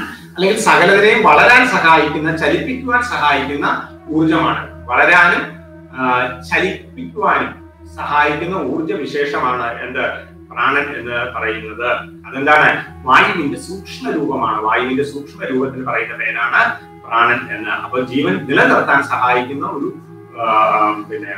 സവിശേഷ ഊർജമായിട്ട് നമുക്ക് പ്രാണനെ കാണുവാൻ വേണ്ടിയിട്ട്. പ്രാണൻ ഇല്ലാണ്ടായാൽ ഉടൻ മരിച്ചു എന്ന് നമുക്ക് പറയാൻ വേണ്ടിയിട്ട് സാധിക്കില്ല. കാരണം പ്രാണന്റെ ചലനം നിൽക്കുന്നതോടുകൂടി നമുക്ക് കോമ സ്റ്റേജ് ആണ് ഉണ്ടാവുക. പ്രാണൻ വേണ്ട രീതിയിൽ ബോഡിയിൽ പ്രവർത്തിക്കുന്നില്ലെങ്കിൽ അതിന് പറയുന്ന പേരാണ് കോമ സ്റ്റേജ്. ആധുനിക വൈദ്യശാസ്ത്രം മരണം എന്ന് പറയുന്നത് വേറൊരു പ്രതിഭാസമാണ് ശരിക്കും പറഞ്ഞില്ല. ആത്മാവിന്റെ ശരീരം ഉപേക്ഷിക്കലാണ്. ആത്മാവ് ശരീരം ഉപേക്ഷിക്കുന്നതിനാണ് നമ്മൾ മരണം എന്ന് പറയുക. പ്രാണന്റെ ചലനം ശരീരത്തിൽ നിന്നാൽ മരണം ആവില്ല. പ്രാണന്റെ ചലനം ശരീരത്തിൽ നിൽക്കുമ്പോഴും നമുക്ക് ജീവൻ ഉണ്ടാവും. പക്ഷെ നമുക്ക് ഒന്നും കാണാനോ കേൾക്കാനോ അറിയാനോ അല്ലെങ്കിൽ പ്രതികരിക്കാനോ പറ്റാത്ത ഒരവസ്ഥയാണ് നമുക്ക് ഉണ്ടാവുക. അതിന് പറയുന്ന പേര് കോമ സ്റ്റേജ് എന്നാണ്. ഈ വ്യത്യാസവും നമ്മൾ പ്രാണനെ കുറിച്ച് ചിന്തിക്കുമ്പോൾ മനസ്സിലാക്കി വെച്ചിരിക്കേണ്ടതാണ്. അപ്പൊ പ്രാണന്റെ വായുവിന്റെ സൂക്ഷ്മ രൂപത്തിൽ പറയുന്ന പേരാണ് പ്രാണൻ. അത് ജീവൻ നിലനിർത്താൻ സഹായിക്കുന്ന അല്ലെങ്കിൽ ചലനത്തിനും വളർച്ചയ്ക്കും സഹായിക്കുന്ന ഊർജമാണ് ഈ പ്രാണൻ എന്ന് പറയുന്നത്.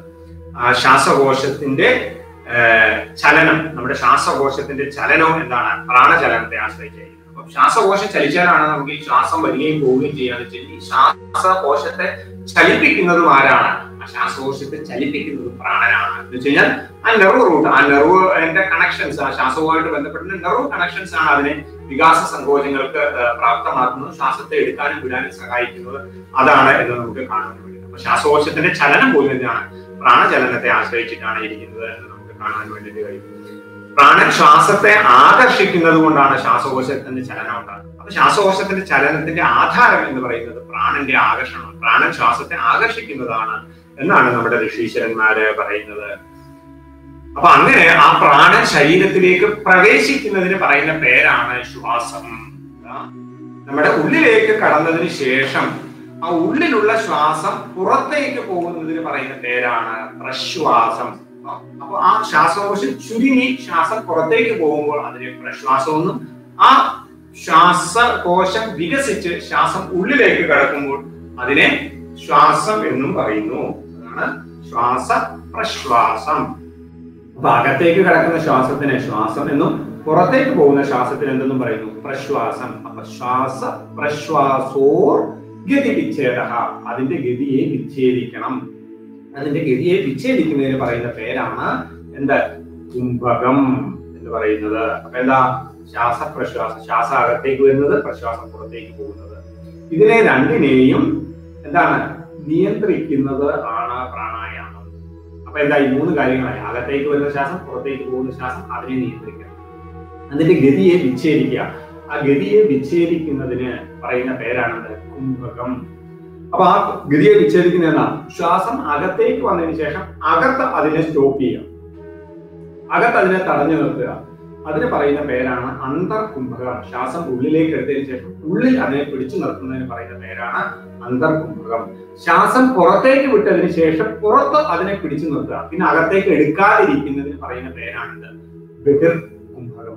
അകത്ത് എടുത്തതിന് ശേഷം അകത്ത് പ്രാണനെ തടഞ്ഞു വെക്കുന്നതിന് ഗതി വിച്ഛേദം, അതിന്റെ ഗതിയെ വിച്ഛേദിക്കും. പിന്നെ പുറത്തേക്ക് പോകാതെ അതിനെ തടഞ്ഞു നിർത്തുന്നതിന് അന്തർകുംഭകം എന്നും, പുറത്തേക്ക് പോയതിനു ശേഷം അകത്തേക്ക് കടക്കാതെ അതിനെ തടഞ്ഞു നിർത്തുന്നതിന് ബഹിർകുംഭകം എന്ന് പറയും. മനസ്സിലായില്ലേ? അപ്പൊ ശ്വാസ പ്രശ്വാസവും ഗതി വിച്ഛേദം. ഗതി വിച്ഛേദം എന്ന് വെച്ച് കഴിഞ്ഞാൽ കുംഭകം. കുംഭകം രണ്ട് രീതിയിലാണുള്ളത്, അന്തർകുംഭവും ബഹിർകുംഭവും. അപ്പൊ ഈ ശ്വാസം എടുക്കുക, ശ്വാസം വിടുക, എടുക്കുകയും വിടുകയും ചെയ്യുന്ന ശ്വാസത്തിന്റെ ഗതിയെ നിർത്തുക, ഇതിന് പറയുന്ന പേരാണ് പ്രാണായാമം. പ്രാണായാമത്തിൽ 3 പ്രധാന കാര്യങ്ങളാണ്. ശ്വാസം എടുക്കുക, അതിന് പറയുന്ന പേരാണ് പൂരകം. ശ്വാസം എടുക്കുന്നതിന് പറയുന്ന പേരാണെന്ത്? പൂരകം. ശ്വാസം പുറത്തേക്ക് വിടുന്നതിന് പറയുന്ന പേരാണ് രേചകം. ശ്വാസം പുറത്തേക്ക് വിടുന്നതിന് പറയുന്ന പേരാണ് രേചകം. ശ്വാസത്തെ തടഞ്ഞു വെക്കുക, ശ്വാസത്തെ തടഞ്ഞു വെക്കുന്നതിന് പറയുന്ന പേരാണ് കുംഭകം. ആ തടഞ്ഞു വെക്കുന്ന 2 രീതിയിലുണ്ട്. അകത്ത് എടുത്തതിന് ശേഷം പുറത്തേക്ക് പോകാതെ തടഞ്ഞു നിർത്തുക, അതിന് അന്തർകുംഭകം.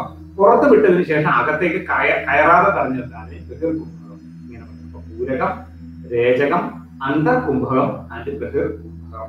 ഇതാണ് എന്റെ പ്രാണായാമത്തിന്റെ അടിസ്ഥാന ശിലകൾ. ഇത് 4 കൂടി ചേരുന്നതാണ്. പൂരക, രേചക, കുംഭകങ്ങൾ ചേരുന്നതാണ് എന്ത്? പ്രാണായാമം എന്ന് പറയുന്നത്. ഇതാണ് നമുക്ക് 49ാമത്തെ സൂത്രത്തിലൂടെ പതഞ്ജലി മഹർഷി നമ്മളോട് പറഞ്ഞിരിക്കുന്നത്.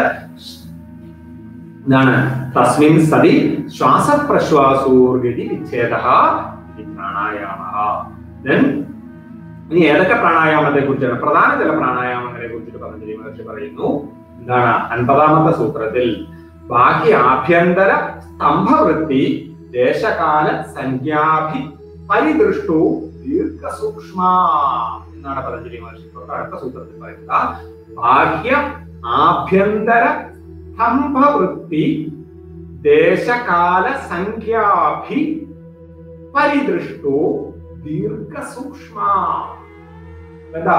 3 പ്രാണായാമങ്ങളെ കുറിച്ചിട്ടാണ് ഇവിടെ പറഞ്ഞിരിക്കുന്നത്. പതഞ്ജലി മഹർഷി 3 പ്രാണായാമങ്ങളെ കുറിച്ചിട്ട് പറഞ്ഞിരിക്കുന്നത്. ബാഹ്യവൃത്തി പ്രാണായാമ, ആഭ്യന്തരവൃത്തി പ്രാണായാമ, അതിന്റെ സ്തംഭവൃത്തി പ്രാണായാമം എന്നുള്ള നിലയ്ക്ക് 3 പ്രാണായാമങ്ങളെ കുറിച്ചിട്ട് പതഞ്ജലി മഹർഷി പറഞ്ഞിരിക്കുന്നു. ഇപ്പൊ 3 എണ്ണമാണ് എന്ത്? പ്രാഥമികമായ പ്രാണായാമങ്ങൾ. ബാഹ്യ, ആഭ്യന്തര, സ്തംഭവൃത്തി. ഇനി ഇതെങ്ങനെയാണ്? ഇനി അത് ചെയ്യേണ്ട രീതിയെ കുറിച്ചിട്ട് പറഞ്ഞിരിക്കുന്നു. അതാണ് അതിന്റെ ദേശകാല സംഖ്യാഭി. ദേശം, കാലം, സംഖ്യ ഇവ കൊണ്ട് നിർണയിക്കണം. പ്രാണായാമം എങ്ങനെയാ? ഈ ബാഹ്യവൃത്തി, ആഭ്യന്തരവൃത്തി, സ്തംഭവൃത്തി പ്രാണായാമങ്ങളെ ദേശകാല സംഖ്യ കൊണ്ട് എന്ത് നിർണയിക്കണം, മനസ്സിലാക്കേണ്ടതാണ്. അതിനെ നിർണയിക്കേണ്ടതാണ്. അങ്ങനെ നിർണയിച്ചതിന് ശേഷം അത് നിരന്തരമായ പരിശീലനത്തിലൂടെ എന്താണ്? ദീർഘ സൂക്ഷ്മ അവസ്ഥകളോട് കൂടിയതായിട്ട് മാറണം. അതിന്റെ ദൈർഘ്യം കൂടണം. അത് ദൈർഘ്യമുള്ളതായി തീരണം. ദീർഘ സൂക്ഷ്മം, അതിന്റെ ദൈർഘ്യം കൂടുന്നതനുസരിച്ച് അത് സൂക്ഷ്മവുമായി തീരണം. സൂക്ഷ്മം എന്ന് വെച്ച് കഴിഞ്ഞാൽ എന്താ പറയാ, അതിന്റെ ലഘുത്വം കൂടി വരണം. ഒട്ടും കനമില്ലാത്തത്, ഭാരമില്ലാത്തത്, അതാണ് എന്ത്? സൂക്ഷ്മം, ലഘുത്വമായി തീരണം എന്നാണ് പറയുന്നത്. ആ അവസ്ഥയിലേക്ക് എന്താ ഈ പ്രാണൻ എത്തപ്പെടണം എന്ന് മഹർഷി പറയുന്നു. അപ്പോ 3 പ്രാണായാമങ്ങളെ കുറിച്ച് പറഞ്ഞിരിക്കുന്നു. ബാഹ്യവൃത്തി പ്രാണായാമ, ആഭ്യന്തരവൃത്തി പ്രാണായാമ, സ്തംഭവൃത്തി പ്രാണായാമ. ഇവ ദേശകാല സംഖ്യ അനുസരിച്ചിട്ട് ദീർഘവും സൂക്ഷ്മവും ആയിട്ട് തീരണം. അതിനെയാണ് എന്ത് എന്ന് പറയാൻ പറ്റുക? പ്രാണായാമം എന്ന് നമുക്ക് പറയാൻ പറ്റുക. 3 പ്രാണായാമം. അപ്പൊ എന്താ ഈ ബാഹ്യവൃത്തി പ്രാണായാമം എന്ന് വെച്ച് കഴിഞ്ഞാൽ? ബാഹ്യവൃത്തി പ്രാണായാമം എന്ന് വെച്ച് കഴിഞ്ഞാൽ ശ്വാസത്തെ പുറത്തേക്ക് വിട്ടതിന് ശേഷം പരിശ്രമത്തോട് കൂടിയിട്ട് അതിനെ തടഞ്ഞു വെക്കുന്നതിന് പറയുന്ന പേരാണ് ബാഹ്യവൃത്തി പ്രാണായാമം. ശ്വാസത്തെ പുറത്ത് തടഞ്ഞു വെക്കുക, പുറത്തേക്ക് ശ്വാസം വിട്ട് ഉച്ഛ്വസിച്ചതിന് ശേഷം ശ്വാസത്തെ പരിശ്രമത്തോടുകൂടി ദീർഘനേരം എടുക്കാതെ ഇരിക്കുന്ന അവസ്ഥയ്ക്ക് പറയുന്ന പേരാണ് ബാഹ്യവൃത്തി പ്രാണായാമ. 2 ആഭ്യന്തരവൃത്തി പ്രാണായാമം. ശ്വാസത്തെ ഉള്ളിലേക്ക് എടുത്തതിന് ശേഷം ദീർഘനേരം പരിശ്രമത്തോടുകൂടി അതിനെ തടഞ്ഞു വെക്കുന്നതിന് പറയുന്ന പേരാണ് ആഭ്യന്തരവൃത്തി പ്രാണായാമം. അപ്പൊ ഈ ബാഹ്യവൃത്തി പ്രാണായാമത്തിന് പറയുന്ന മറ്റൊരു പേരാണ് രേചക പ്രാണായാമം. ശ്വാസം പുറത്തേക്ക് വിട്ടിട്ട് തടഞ്ഞു വെക്കുന്നതുകൊണ്ട് അതിന് പറയുന്ന ഒരു പേരാണ് ബാഹ്യവൃത്തി പ്രാണായാമ. അതേപോലെ തന്നെ ആഭ്യന്തരവൃത്തി പ്രാണായാമം. ശ്വാസം ഉള്ളിലേക്ക് എടുത്തതിന് ശേഷം തടഞ്ഞു വെക്കുന്നതിന് പറയുന്ന മറ്റൊരു പേരാണ് ആഭ്യന്തരവൃത്തി പ്രാണായാമ. അല്ലെങ്കിൽ എന്താണ്? പൂരക പ്രാണായാമം. ആഭ്യന്തരവൃത്തി പ്രാണായാമത്തിന് പറയുന്ന മറ്റൊരു പേരാണ് പൂരക പ്രാണായാമം. മൂന്നാമത്തതാണ് സ്തംഭവൃത്തി പ്രാണായാമം. എന്ന് വെച്ച് കഴിഞ്ഞാൽ ഈ അകത്തേക്കോ പുറത്തേക്കോ ശ്വാസത്തെ എടുക്കുകയോ വിടുകയോ ചെയ്യാതെ കുറെ ആഭ്യന്തര വൃത്തി പ്രാണായാമത്തിന്റെയോ ബാഹ്യവൃത്തി പ്രാണായാമത്തിന്റെയോ ആ ഒരു പരിശ്രമം ഇല്ലാതെ അത് ചെയ്ത് ബാഹ്യ ആഭ്യന്തര വൃത്തി പ്രാണായാമം ചെയ്ത് കുറച്ച് കഴിയുമ്പോൾ നമുക്ക് അനായാസമായിട്ട് കുറെ നേരം ആ സ്ഥിതിയിൽ തുടരാൻ കഴിയും. അനായാസമായിട്ട് നമുക്ക് എന്താണ് ശ്വാസമില്ലാതെ തുടരാൻ കഴിയും. അനായാസമായി ശ്വാസമില്ലാതെ, ശ്വാസം വേണ്ടാത്ത അവസ്ഥ, ഒന്നുകിൽ എടുത്തതിന് ശേഷം വേണ്ടാത്ത അവസ്ഥ, അല്ലെങ്കിൽ വിട്ടതിന് ശേഷം ശ്വാസം വേണ്ടാത്ത അവസ്ഥ. എടുത്തതിന് ശേഷമോ വിട്ടതിന് ശേഷമോ ശ്വാസം വേണ്ടാത്ത അവസ്ഥയിൽ നമുക്ക് തുടരാൻ കഴിയുന്നതിന് പറയുന്ന പേരാണ് എന്ത്? സ്തംഭവൃത്തി പ്രാണായാമം. സ്തംഭവൃത്തി പ്രാണായാമം. അപ്പൊ ഈ 3 പ്രാണായാമങ്ങളാണ് പറഞ്ഞിരിക്കുന്നത്. പുറത്തു നിർത്തുന്ന പ്രാണായാമം, അകത്ത് ശ്വാസത്തെ തടയുന്ന പ്രാണായാമം, ഇത് നിരന്തരമായ പരിശീലനത്തിലൂടെ അകത്തോ പുറത്തോ അനായാസമായി കുറച്ചു നേരം തുടരാൻ കഴിയുന്ന രീതിയിലുള്ള പ്രാണായാമം. ഇതാണെന്ത്? നമുക്ക് 3 പ്രാണായാമങ്ങൾ എന്നുള്ള നിലയ്ക്ക് പതഞ്ജലി മഹർഷി പറഞ്ഞിരിക്കുന്നത്. ഇനി ഈ പ്രാണായാമത്തെ എങ്ങനെ അറിയണം? ദേശം, കാലം, സംഖ്യ എന്നിവകൊണ്ട് നിർണ്ണയിക്കണം. വെറുതെ ഇതിനെ പിടിച്ചു നിർത്തിയാലൊന്നും വരാം. പകരം എന്താണ്? ദേശകാല സംഖ്യ. ദേശകാല സംഖ്യക്ക് വ്യത്യസ്ത ആചാര്യന്മാർ വ്യത്യസ്തങ്ങളായിട്ടുള്ള നിർവചനങ്ങൾ പറഞ്ഞിട്ടുണ്ട്. അതിൽ വ്യാസ മഹർഷി പറയുന്ന ഒരു നിർവചനം എന്ന് പറഞ്ഞു കഴിഞ്ഞാൽ, എത്ര അകലത്തിൽ നിന്ന് ശ്വാസത്തെ എത്ര ഉള്ളിലേക്ക് സ്വീകരിക്കാൻ കഴിഞ്ഞു, എത്ര നേരം കൊണ്ട് അതിനെ ഉള്ളിലേക്ക് സ്വീകരിച്ച് എത്ര നേരം അതിനെ ഉള്ളിൽ നിർത്താൻ കഴിഞ്ഞു, എത്ര നേരം കൊണ്ട് അതിനെ പുറത്തേക്ക് വിട്ട് എത്ര നേരം അതിനെ പുറത്തു നിർത്താൻ കഴിയും. ഇതാണ് ദേശകാല സംഖ്യ.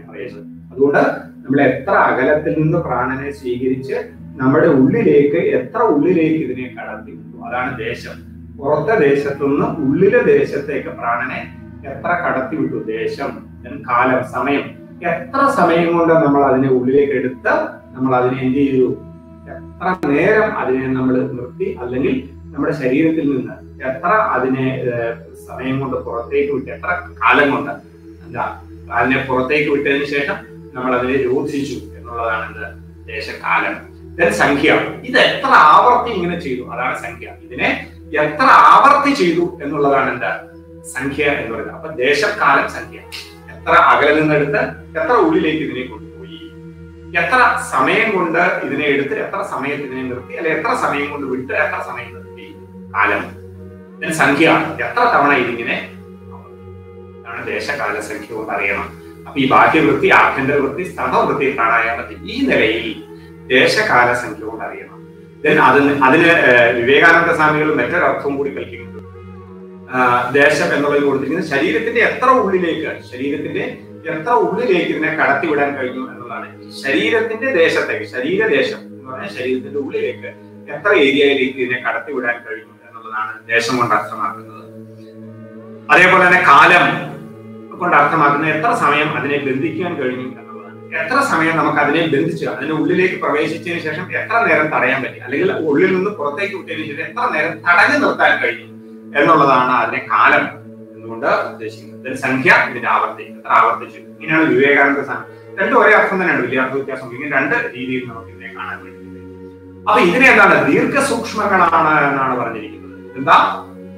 ദീർഘവും സൂക്ഷ്മവും ആണ്. നിരന്തരമായ പരിശീലനത്തിലൂടെ ഇതിന്റെ ദൈർഘ്യം ഇങ്ങനെ കൂടി നമ്മള് ഇങ്ങനെ എടുക്കുന്ന ശ്വാസത്തിന്റെ ദൈർഘ്യം ഇപ്പൊ 1 മിനിറ്റിൽ 15 തവണ എടുക്കുന്ന, അതിൽ 10-ൽ താഴേക്ക് 7-ൽ താഴേക്ക്, അത് 6-ല് 5-ല് 4-ല് 3-ല് 2-ല് 1-ലൊക്കെ ആയിക്കൊണ്ടിരിക്കുന്നത്.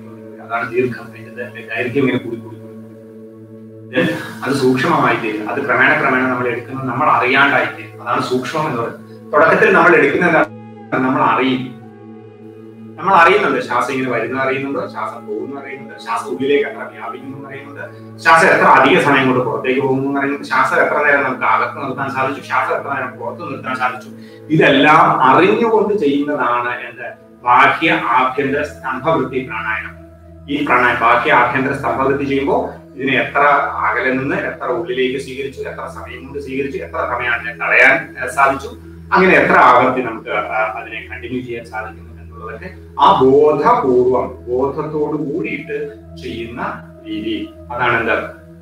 ഈ ബാഹ്യ ആഭ്യന്തര സ്തംഭവൃത്തി പ്രാണായാമങ്ങൾ. അത് ചെയ്ത് ഇതിന്റെ സമയദൈർഘ്യങ്ങൾ ഇങ്ങനെ കൂടി വരികയും ഈ പ്രാണൻ ഇങ്ങനെ സൂക്ഷ്മമായി ക്രമേണ ക്രമേണ ആ ശ്വാസത്തെ തന്നെ നമ്മൾ അറിയില്ലാത്ത അവസ്ഥയിൽ, ശ്വാസം അറിയാത്ത അവസ്ഥയാണ് സൂക്ഷ്മം. ക്രമേണ ക്രമേണ ചെയ്ത് ചെയ്ത് ആ ദൈർഘ്യം കൂടി കൂടി അത് സൂക്ഷ്മമായി സൂക്ഷ്മമായി നേർത്ത് ആ ശ്വാസചലനത്തെ നമ്മൾ അറിയാത്ത ഒരവസ്ഥയിലേക്ക് പതിയെ എത്തും എന്നാണ് പറയുന്നത്. ഇനി എത്തിയതിനു ശേഷം അടുത്ത പ്രാണായാമം ആരംഭിക്കണം. അപ്പൊ ഈ 3 പ്രാണായാമം കഴിഞ്ഞാൽ ആ സൂക്ഷ്മമായതിന്റെ ആ ഏറ്റവും ഉന്നത അവസ്ഥയിലേക്ക്, അതിസൂക്ഷ്മമായി ആ ശ്വാസത്തെ വിസ്മരിക്കുന്ന അവസ്ഥയിലേക്ക് എത്തുമ്പോൾ ആ പ്രാണായാമത്തിന് മറ്റൊരു പേരാണ് പറയുന്നത്. ആ പ്രാണായാമത്തിന് പറയുന്നു ബാഹ്യ ആഭ്യന്തര വിഷയാക്ഷേപി ചതുർത്ഥ. ബാഹ്യ ആഭ്യന്തര വിഷയാക്ഷേപി ചതുർത്ഥ പ്രാണായാമം എന്ന് പറഞ്ഞിട്ട് ഒരു പ്രത്യേക പ്രാണായാമം കൂടിയുണ്ട്. അതാണ് ശ്രേഷ്ഠമായത്. ശ്രേഷ്ഠമായ പ്രാണായാമം ചതുർത്ഥ പ്രാണായാമമാണ്. അതെന്താണ്? ബാഹ്യ ആഭ്യന്തര വിഷയാക്ഷേപി. ബാഹ്യമായ വിഷയത്തിൽ ആഭ്യന്തര, ആ ഉള്ളിലേക്ക് വന്ന ശ്വാസത്തെയോ പുറത്തേക്ക് പോയ ശ്വാസത്തെയോ അകത്ത് തടഞ്ഞു വെച്ച ശ്വാസത്തെയോ പുറത്ത് തടഞ്ഞു വെച്ച ശ്വാസത്തെയോ നമ്മൾ അറിയുന്നില്ലാത്ത അവസ്ഥയിൽ തുടരുന്നു. അതിന് ഞാൻ നേരത്തെ പറഞ്ഞ ഇങ്ങനെ സൂക്ഷ്മമായി ഈ ഒരു ഓളം, ഒരു കല്ല് വെള്ളത്തിലേക്ക് ഇട്ടില്ല, അതിൽ ആദ്യം വലിയ ഓളങ്ങൾ ഉണ്ടാവും. ക്രമേണ ക്രമേണ ആ ഓളം ഇങ്ങനെ കുറഞ്ഞു വന്നിട്ട് ആ ഓളം ഇല്ലാണ്ടാവും. ആ ഓളം ഇല്ലാണ്ടാകുമ്പോ അത് അതിസൂക്ഷ്മമായിട്ട് ആ ജലവുമായിട്ട് വിലയം പ്രാപിക്കും. ആ അവസ്ഥയിൽ പ്രാണൻ എത്തുന്നു എന്നുള്ളതാണ്. ആ പ്രാണൻ ഇങ്ങനെ വിലയം പ്രാപിച്ച് നമ്മളുമായിട്ട് അങ്ങനെ ലയം പ്രാപിക്കും. ആ പ്രാപിക്കുന്ന അവസ്ഥ അപ്പോഴും ശ്വാസഗതി ഇല്ലാണ്ടാവും. തനിയെ ശ്വാസഗതി അങ്ങ് ഇല്ലാണ്ടാവും. അങ്ങനെ പ്രകാരമാണ് ഓണം തനിയെ ഇല്ലാണ്ടാകുന്നത്. അതേപോലെ ശ്വാസം സൂക്ഷ്മമായി അവസാനം തനിയെ ആ ശ്വാസം ഇല്ലാണ്ടായി ആ വരുന്ന ശ്വാസത്തെയോ പോകുന്ന ശ്വാസത്തെയോ നിൽക്കുന്ന ശ്വാസത്തെയോ അറിയില്ലാത്ത ഒരു അവസ്ഥയിലേക്ക് നമ്മൾ ഉയരുന്നു. അതിന് പറയുന്ന പേരാണ് ചതുർത്ഥ പ്രാണായാമം. പ്രാണായാമങ്ങളിൽ ശ്രേഷ്ഠം. ഇതാണ് രാജയോഗത്തിലേക്ക് നമ്മളെ നയിക്കുന്നത്. രാജയോഗത്തിലേക്ക് നയിക്കുന്ന പ്രാണായാമം എന്ന് പറഞ്ഞാൽ ചതുർത്ഥ പ്രാണായാമമാണ്. ആ അവസ്ഥയിലേക്കാണ് ഒരു സാധകൻ എത്തേണ്ടത് എന്നാണ് ചതുർത്ഥ പ്രാണായാമം എന്നുള്ള നിലയ്ക്ക് അതിനെ പറയുന്നത്. ഉള്ളിലേക്ക് വരുന്ന ശ്വാസം നമ്മൾ അറിയുന്നില്ല, പുറത്തേക്ക് പോകുന്ന ശ്വാസം അറിയുന്നില്ല, ഉള്ളിൽ എത്ര സമയം നിൽക്കുന്നു അറിയുന്നില്ല, പുറത്ത് എത്ര തവണ നിൽക്കുന്നു അറിയുന്നില്ല, എത്ര ആവർത്തി നടക്കുന്നു അറിയില്ല.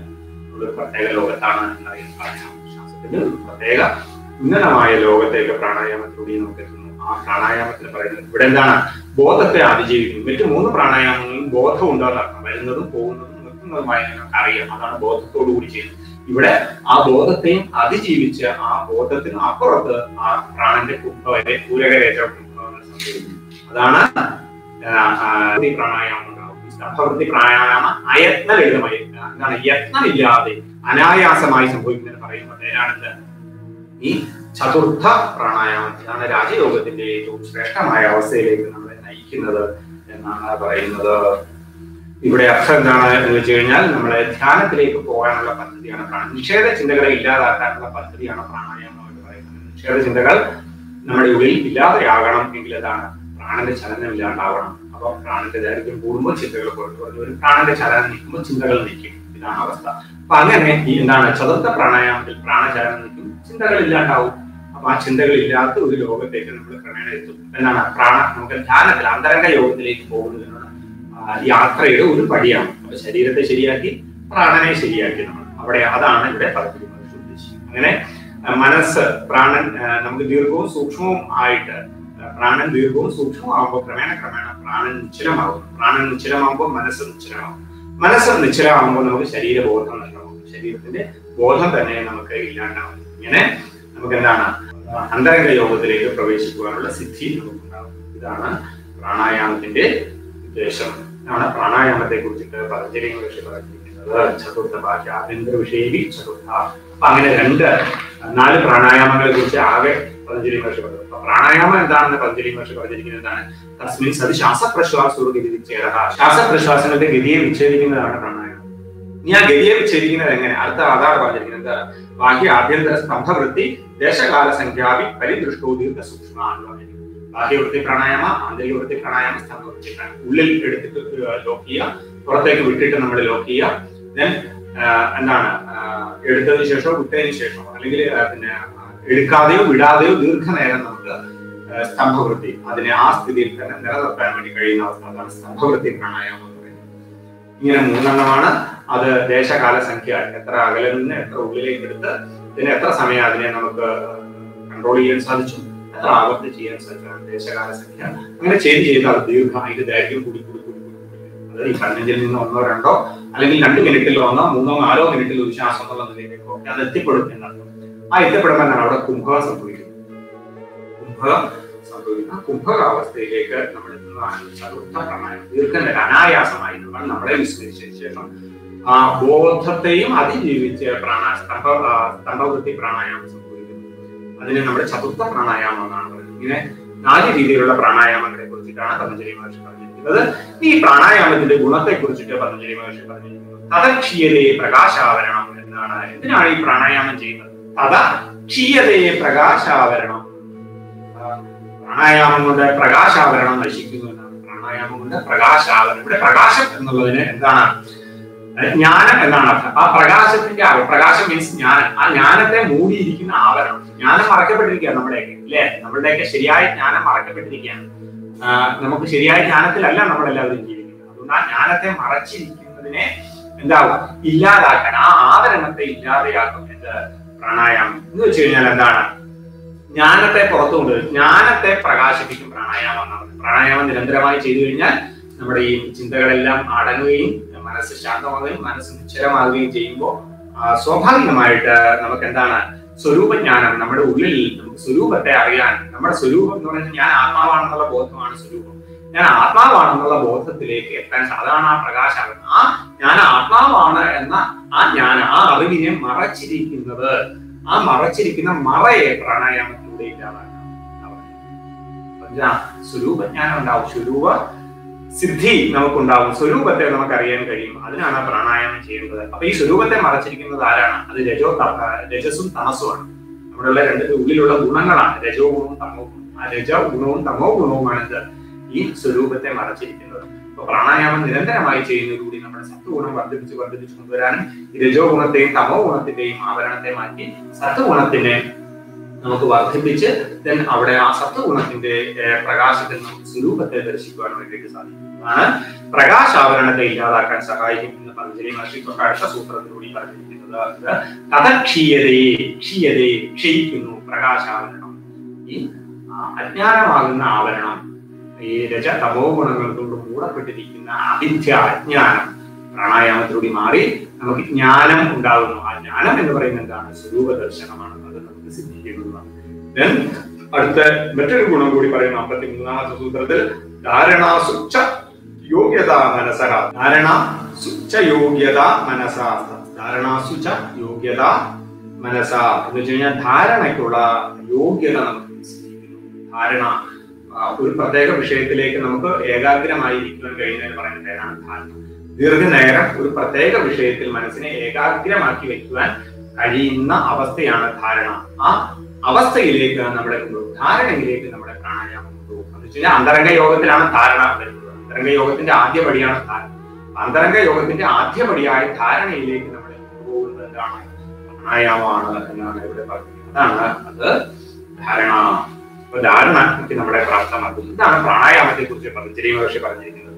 ഇനി നമ്മൾ നോക്കിക്കഴിഞ്ഞാൽ ഈ പ്രാണായാമത്തെ കുറിച്ച് ഹഠയോഗത്തിലാണ് ദീർഘമായ പ്രതിപാദനം. പതഞ്ജലി മഹർഷി ഇത്രയും പറയുന്നത് പ്രാണായാമത്തെ കുറിച്ച്. പക്ഷേ നമ്മൾ ഹഠയോഗത്തിൽ പോകുമ്പോൾ പ്രാണായാമം വ്യത്യസ്ത രീതിയിലുള്ള പ്രാണായാമം, ഈ പ്രാണായാമം എങ്ങനെയൊക്കെ ചെയ്യണം, ചെയ്താൽ എന്താ ഗുണം, അതിന്റെ ദോഷങ്ങൾ എന്തൊക്കെയാണ് എന്ന് നമുക്ക് വീണ്ടും അറിയുവാൻ കഴിയുന്നത് ഹഠയോഗ ഗ്രന്ഥങ്ങളിലാണ് പ്രാണായാമത്തെ കുറിച്ച് ധാരാളമായിട്ട് പ്രതിപാദിക്കുന്നത്.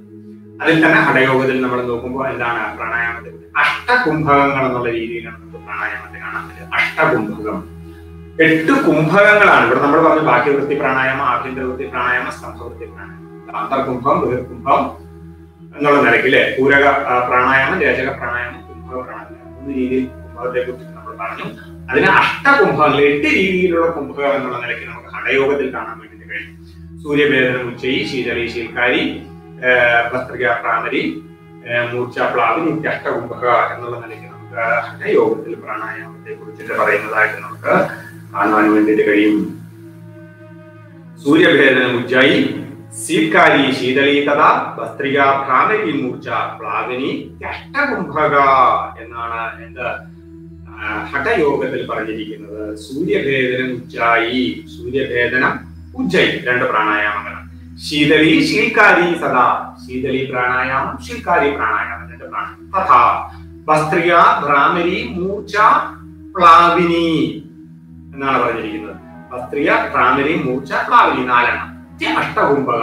ഇതാണ് അഷ്ടകുംഭകങ്ങൾ. സൂര്യവേദനം, ഉച്ചൈ, ശീതളി, ശീൽക്കാരി, ഭസ്ത്രിക, ഭ്രാമരി, മൂർച്ച, പ്ലാവിനി, ഇങ്ങനെ 8 അഷ്ടകുംഭകങ്ങൾ എന്നുള്ള നിലയ്ക്ക് നമുക്ക് പ്രാണായാമത്തെ കുറിച്ചിട്ട് ഘടയോഗത്തിൽ പ്രതിപാദിച്ചിരിക്കുന്നതായിട്ട് നമുക്ക് കാണാൻ വേണ്ടി കഴിയും. ഇതാണ് പ്രാണായാമത്തെ കുറിച്ചിട്ടൊരു കാര്യം.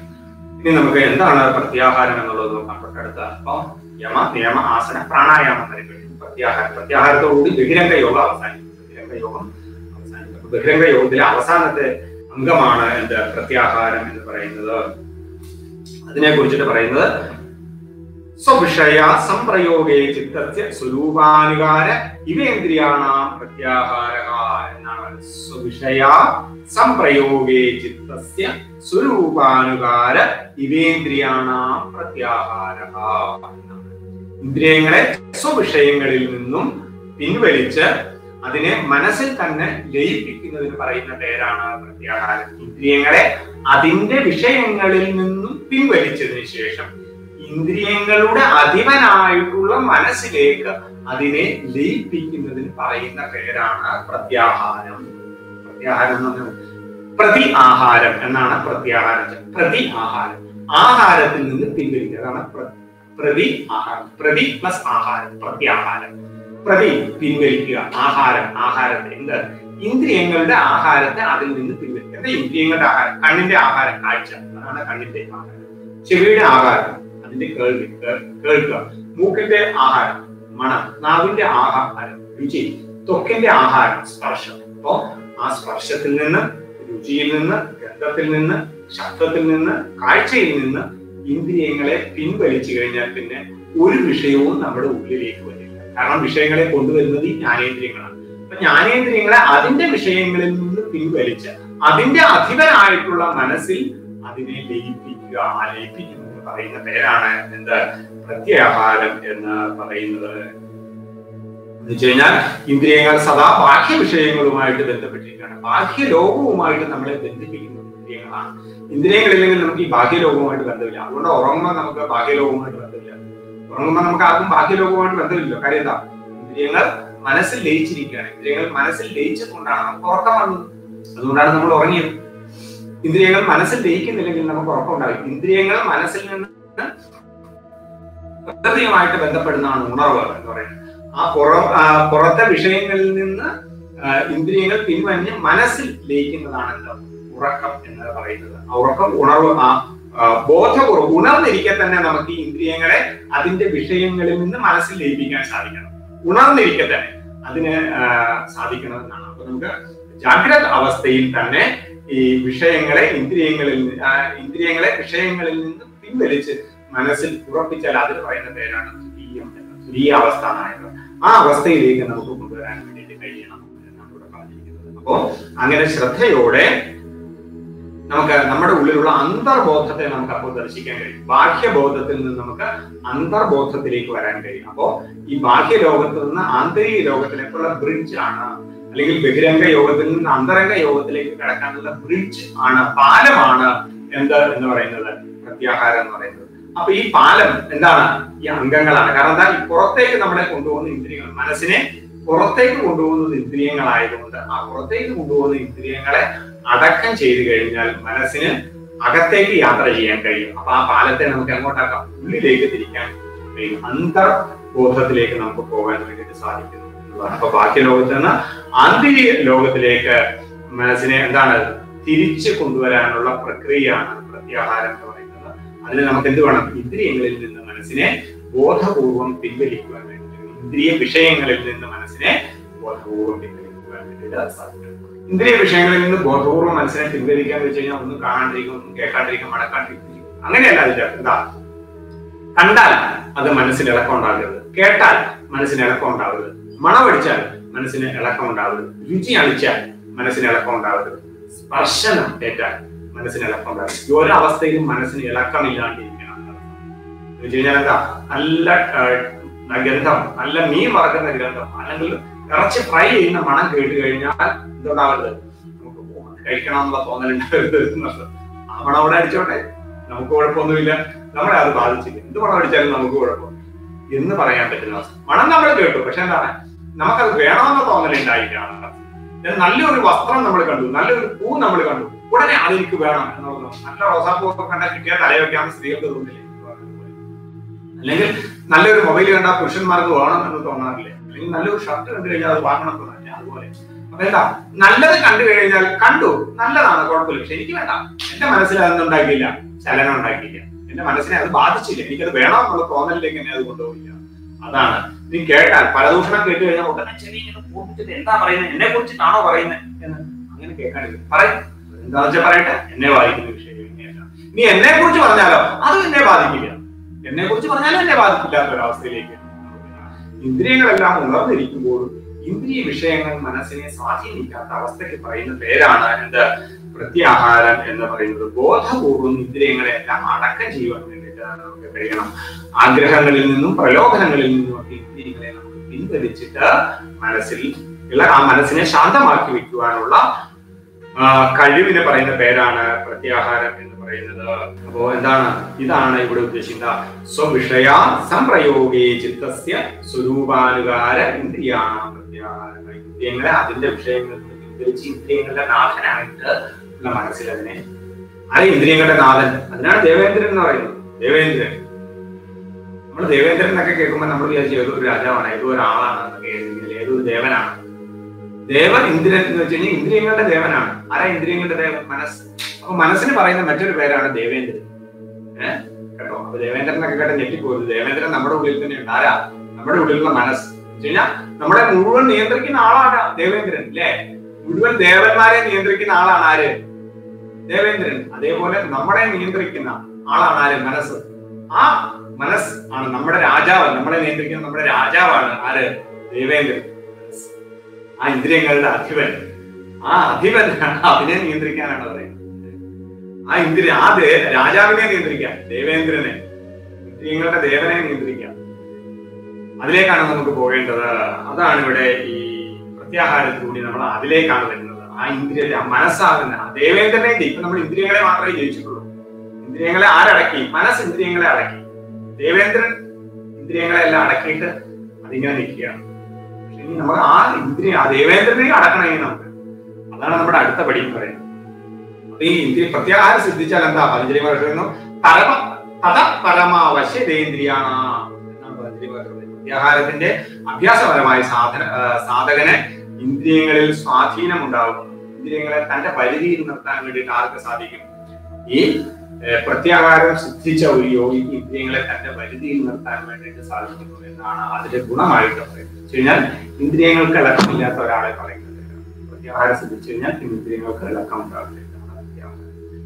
ഇതാണ് പതഞ്ജലി മഹർഷി ബഹിരംഗ യോഗത്തിലൂടെ പറയുന്നത്. ഇത് 55ാമത്തെ സൂത്രമാണ്. ഈ 55ാമത്തെ സൂത്രത്തിലൂടെ സാധനാപാദം എന്ന് പറയുന്ന പാദജല യോഗ സൂത്രത്തിന്റെ സാധനാപാദം അവസാനം. സാധനാപാദത്തിൽ ഏകദേശം നമ്മൾ നോക്കിയത് 28ാമത്തെ സൂത്രം മുതലാണ് നമ്മൾ 28ാമത്തെ സൂത്രം മുതൽ ഏകദേശം 55ാമത്തെ സൂത്രം വരെയുള്ള കാര്യങ്ങളാണ് നമ്മൾ ഈ ബഹിരംഗ യോഗത്തിലൂടെ മനസ്സിലാക്കാൻ